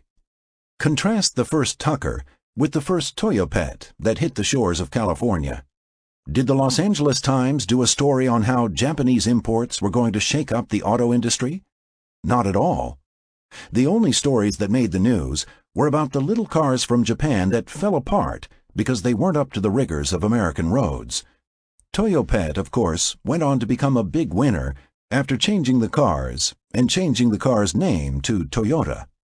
When MCI got started by launching a microwave service between Chicago and St. Louis, did the press say, "Watch out, AT&T, here comes the competition"? No, they pretty much ignored little MCI. When Sun Microsystems shipped its first workstation, did the press note the significance of the event, that someday workstations would rattle the cages at IBM and DEC? No, the press ignored Sun. Forget the front page. If you're looking for clues to the future, look at the back of the paper for those innocuous little stories. Neither the personal computer nor the facsimile machine took off like a rocket. The personal computer was introduced in 1974. It took 6 years for IBM to strike back with the PC. Even the PC didn't boom until a year and a half later, when Lotus 123 hit the market. Capturing the imagination of the public is not the same as revolutionizing a market. Take the picture phone, now called the video phone. Ever since its introduction at the 1964 New York World's Fair, the picture phone has been in the news, usually on the front page. The latest example is a front-page story in the Wall Street Journal. The video phone era may finally be near, bringing big changes. This is the third try for AT&T. In the 70s, it failed with the picture phone at $100 a month. In the 80s, it failed with a picture phone meeting service at $2,300 an hour. In the 90s, AT&T is hustling $1,500 video phones. It's easy to see why the video phone hasn't made much progress. Who wants to get dressed up to make a phone call? What isn't so easy to see is why the video phone gets so much hype. There's a clue in the subhead of the journal article, "An alternative to travel." Look out, American Airlines, United, and Delta, your days are numbered. The hype really isn't about the video phone at all. It's about the coming revolution in the travel industry. Over the years, the greatest hype has been for those developments that promise to single-handedly change an entire industry, preferably one that's vital to the American economy. Remember the helicopter hype after World War II? Every garage would house a helicopter, making roads, bridges, and the entire automobile industry obsolete overnight. Did Donald Trump get a helicopter? Did you get yours? Donald actually did get his, but he had to give it back to the bank. Then there was the manufactured home hype. It was reported that the single most expensive product a family ever buys could be made on the assembly line, revolutionizing the construction industry. From time to time, no-frills food makes the headlines. It is reported that this development will revolutionize the packaged goods industry. Brands are out. People will read the labels and buy products on their merits rather than on the size of the brand's advertising budget. It's all hype. The latest overhyped development is that of the pen computer, which will revolutionize the personal computer field and make computers accessible to everyone, whether they can type or not. It's all hype. Not that there isn't a grain of truth in every overhyped story. Anyone with $580,000 plus tax can buy a little 5-seat Bell helicopter. The pen computer might be attractive to a narrow segment of the market, especially the traveling salesperson crowd. The video phone could revolutionize the phone sex industry, and there's a substantial market for mobile homes and recreational vehicles, all manufactured on assembly lines. But, for the most part, hype is hype. Real revolutions don't arrive at high noon with marching bands and coverage on the 6 p.m. news. Real revolutions arrive unannounced in the middle of the night and kind of sneak up on you. 21. The law of acceleration. Successful programs are not built on fads, they're built on trends. A fad is a wave in the ocean, and a trend is the tide. A fad gets a lot of hype, and a trend gets very little. Like a wave, a fad is very visible, but it goes up and down in a big hurry. Like the tide, a trend is almost invisible, but it's very powerful over the long term. A fad is a short-term phenomenon that might be profitable, but a fad doesn't last long enough to do a company much good. Furthermore, a company often tends to gear up as if a fad were a trend. As a result, the company is often stuck with a lot of staff, expensive manufacturing facilities, and distribution networks. A fashion, on the other hand, is a fad that repeats itself. Examples: short skirts for women and double-breasted suits for men. Halley's Comet is a fashion because it comes back every 75 years or so. When the fad disappears, a company often goes into a deep financial shock. What happened to Atari is typical in this respect. And look how Coleco Industries handled the Cabbage Patch Kids. Those homely dolls hit the market in 1983 and started to take off. Coleco's strategy was to milk the kids for all they were worth. Hundreds of Cabbage Patch novelties flooded the toy stores. Pens, pencils, crayon box, games, clothing. 2 years later, Coleco racked up sales of $776 million and profits of $83 million. Then the bottom dropped out of the Cabbage Patch Kids. By 1988, Coleco went into Chapter 11. Coleco died, but the kids live on. Acquired by Hasbro in 1989, the Cabbage Patch Kids are now being handled conservatively. Today, they're doing quite well. Here's the paradox. If you were faced with a rapidly rising business with all the characteristics of a fad, the best thing you could do would be to dampen the fad.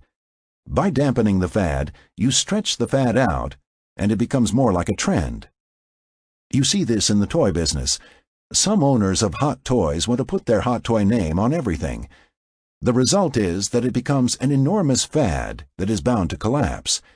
When everybody has a Ninja Turtle, nobody wants one anymore. The Ninja Turtle is a good example of a fad that collapses in a hurry because the owner of the concept got greedy. The owner fans the fad rather than dampening it. On the other hand, the Barbie doll is a trend. When Barbie was invented years ago, the doll was never heavily merchandised into other areas. As a result, the Barbie doll has become a long-term trend in the toy business. The most successful entertainers are the ones who control their appearances. They don't overextend themselves. They're not all over the place. They don't wear out their welcome. Elvis Presley's manager, Colonel Parker, made a deliberate attempt to restrict the number of appearances and records the King made. As a result, every time Elvis appeared, it was an event of enormous impact. Elvis himself contributed to this strategy by overdosing early and severely dampening his future appearances. Likewise, Marilyn Monroe and James Dean. Forget fads, and when they appear, try to dampen them. One way to maintain a long-term demand for your product is to never totally satisfy the demand. But the best, most profitable thing to ride in marketing is a long-term trend. 22. The law of resources. Without adequate funding, an idea won't get off the ground. If you have a good idea and you've picked up this audiobook with the thought in mind that all you need is a little marketing help, this chapter will throw cold water on that thought. Even the best idea in the world won't go very far without the money to get it off the ground. Inventors, entrepreneurs, and assorted idea generators seem to think that all their good ideas need is professional marketing help. Nothing could be further from the truth. Marketing is a game fought in the mind of the prospect. You need money to get into a mind, and you need money to stay in the mind once you get there. You'll get further with a mediocre idea and $1 million than with a great idea alone. Some entrepreneurs see advertising as the solution to the problem of getting into prospects' minds. Advertising is expensive. It cost $9,000 a minute to fight World War II. It cost $22,000 a minute to fight the Vietnam War. A 1-minute commercial on the NFL Super Bowl will cost you $1.5 million. Steve Jobs and Steve Wozniak had a great idea, but it was Mike Markkula's $91,000 that put Apple Computer on the map. For his money, Markkula got 1/3 of Apple. He should have held out for half. Ideas without money are worthless. Well, not quite. But you have to use your idea to find the money, not the marketing help. The marketing can come later. Some entrepreneurs see publicity as a cheap way of getting into prospects' minds. Free advertising is how they see it. Publicity isn't free. Rule of thumb, 5, 10, 20. A small public relations agency will want $5,000 a month to promote your product, a medium-sized agency $10,000 a month, and a big-time agency $20,000 a month. Some entrepreneurs see venture capitalists as the solution to their money problems, but only a tiny percentage succeed in finding the funding they need this way. Some entrepreneurs see corporate America as ready, willing, and financially able to get their offspring off the ground. Good luck. You'll need it. Very few outside ideas are ever accepted by large companies. Your only real hope is finding a smaller company and persuading it of the merits of your idea. Remember, an idea without money is worthless. Be prepared to give away a lot for the funding. In marketing, the rich often get richer because they have the resources to drive their ideas into the mind. Their problem is separating the good ideas from the bad ones and avoiding spending money on too many products and too many programs. Chapter 5. The Law of Focus.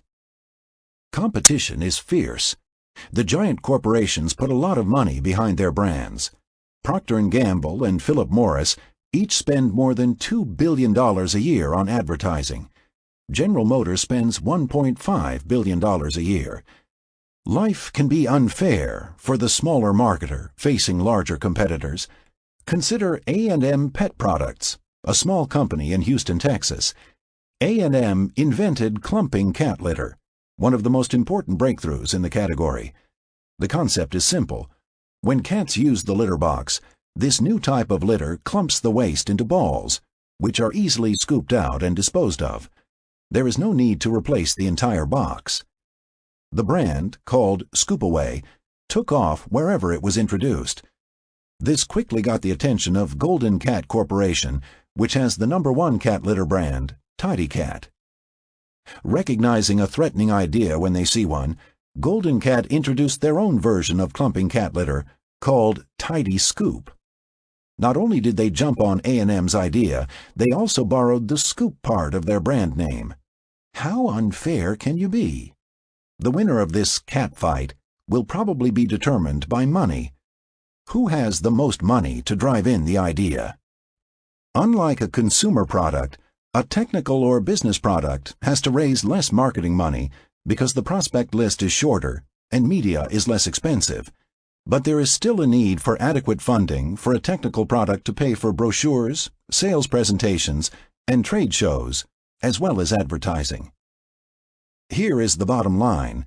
First, get the idea, then go get the money to exploit it. Here are some shortcuts you could take. You can marry the money. Georgette Mosbacher married Commerce Secretary Robert Mosbacher in 1985. 3 years later, Ms. Mosbacher bought La Prairie, a Swiss cosmetics firm, for $31.5 million. Where did she get the money? From everyone. Venture capitalists, La Prairie distributors in Switzerland and Japan, plus her own and her husband's resources. In the first year under Georgette Mosbacher's control, La Prairie's sales were up 30%. Then she sold out at a hefty profit. You can divorce the money.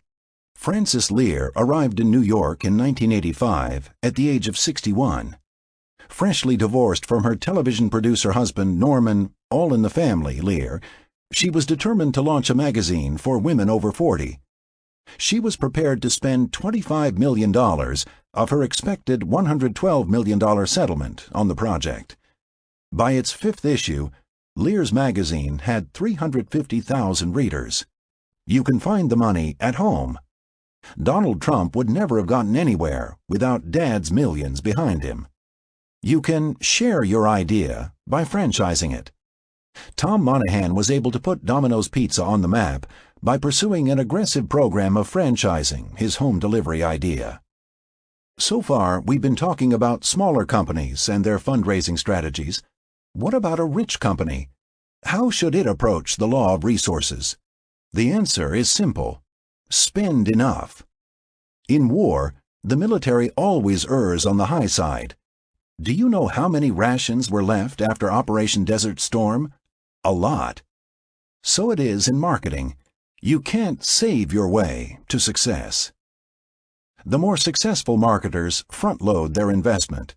In other words, they take no profit for 2 or 3 years as they plow all earnings back into marketing. Money makes the marketing world go round.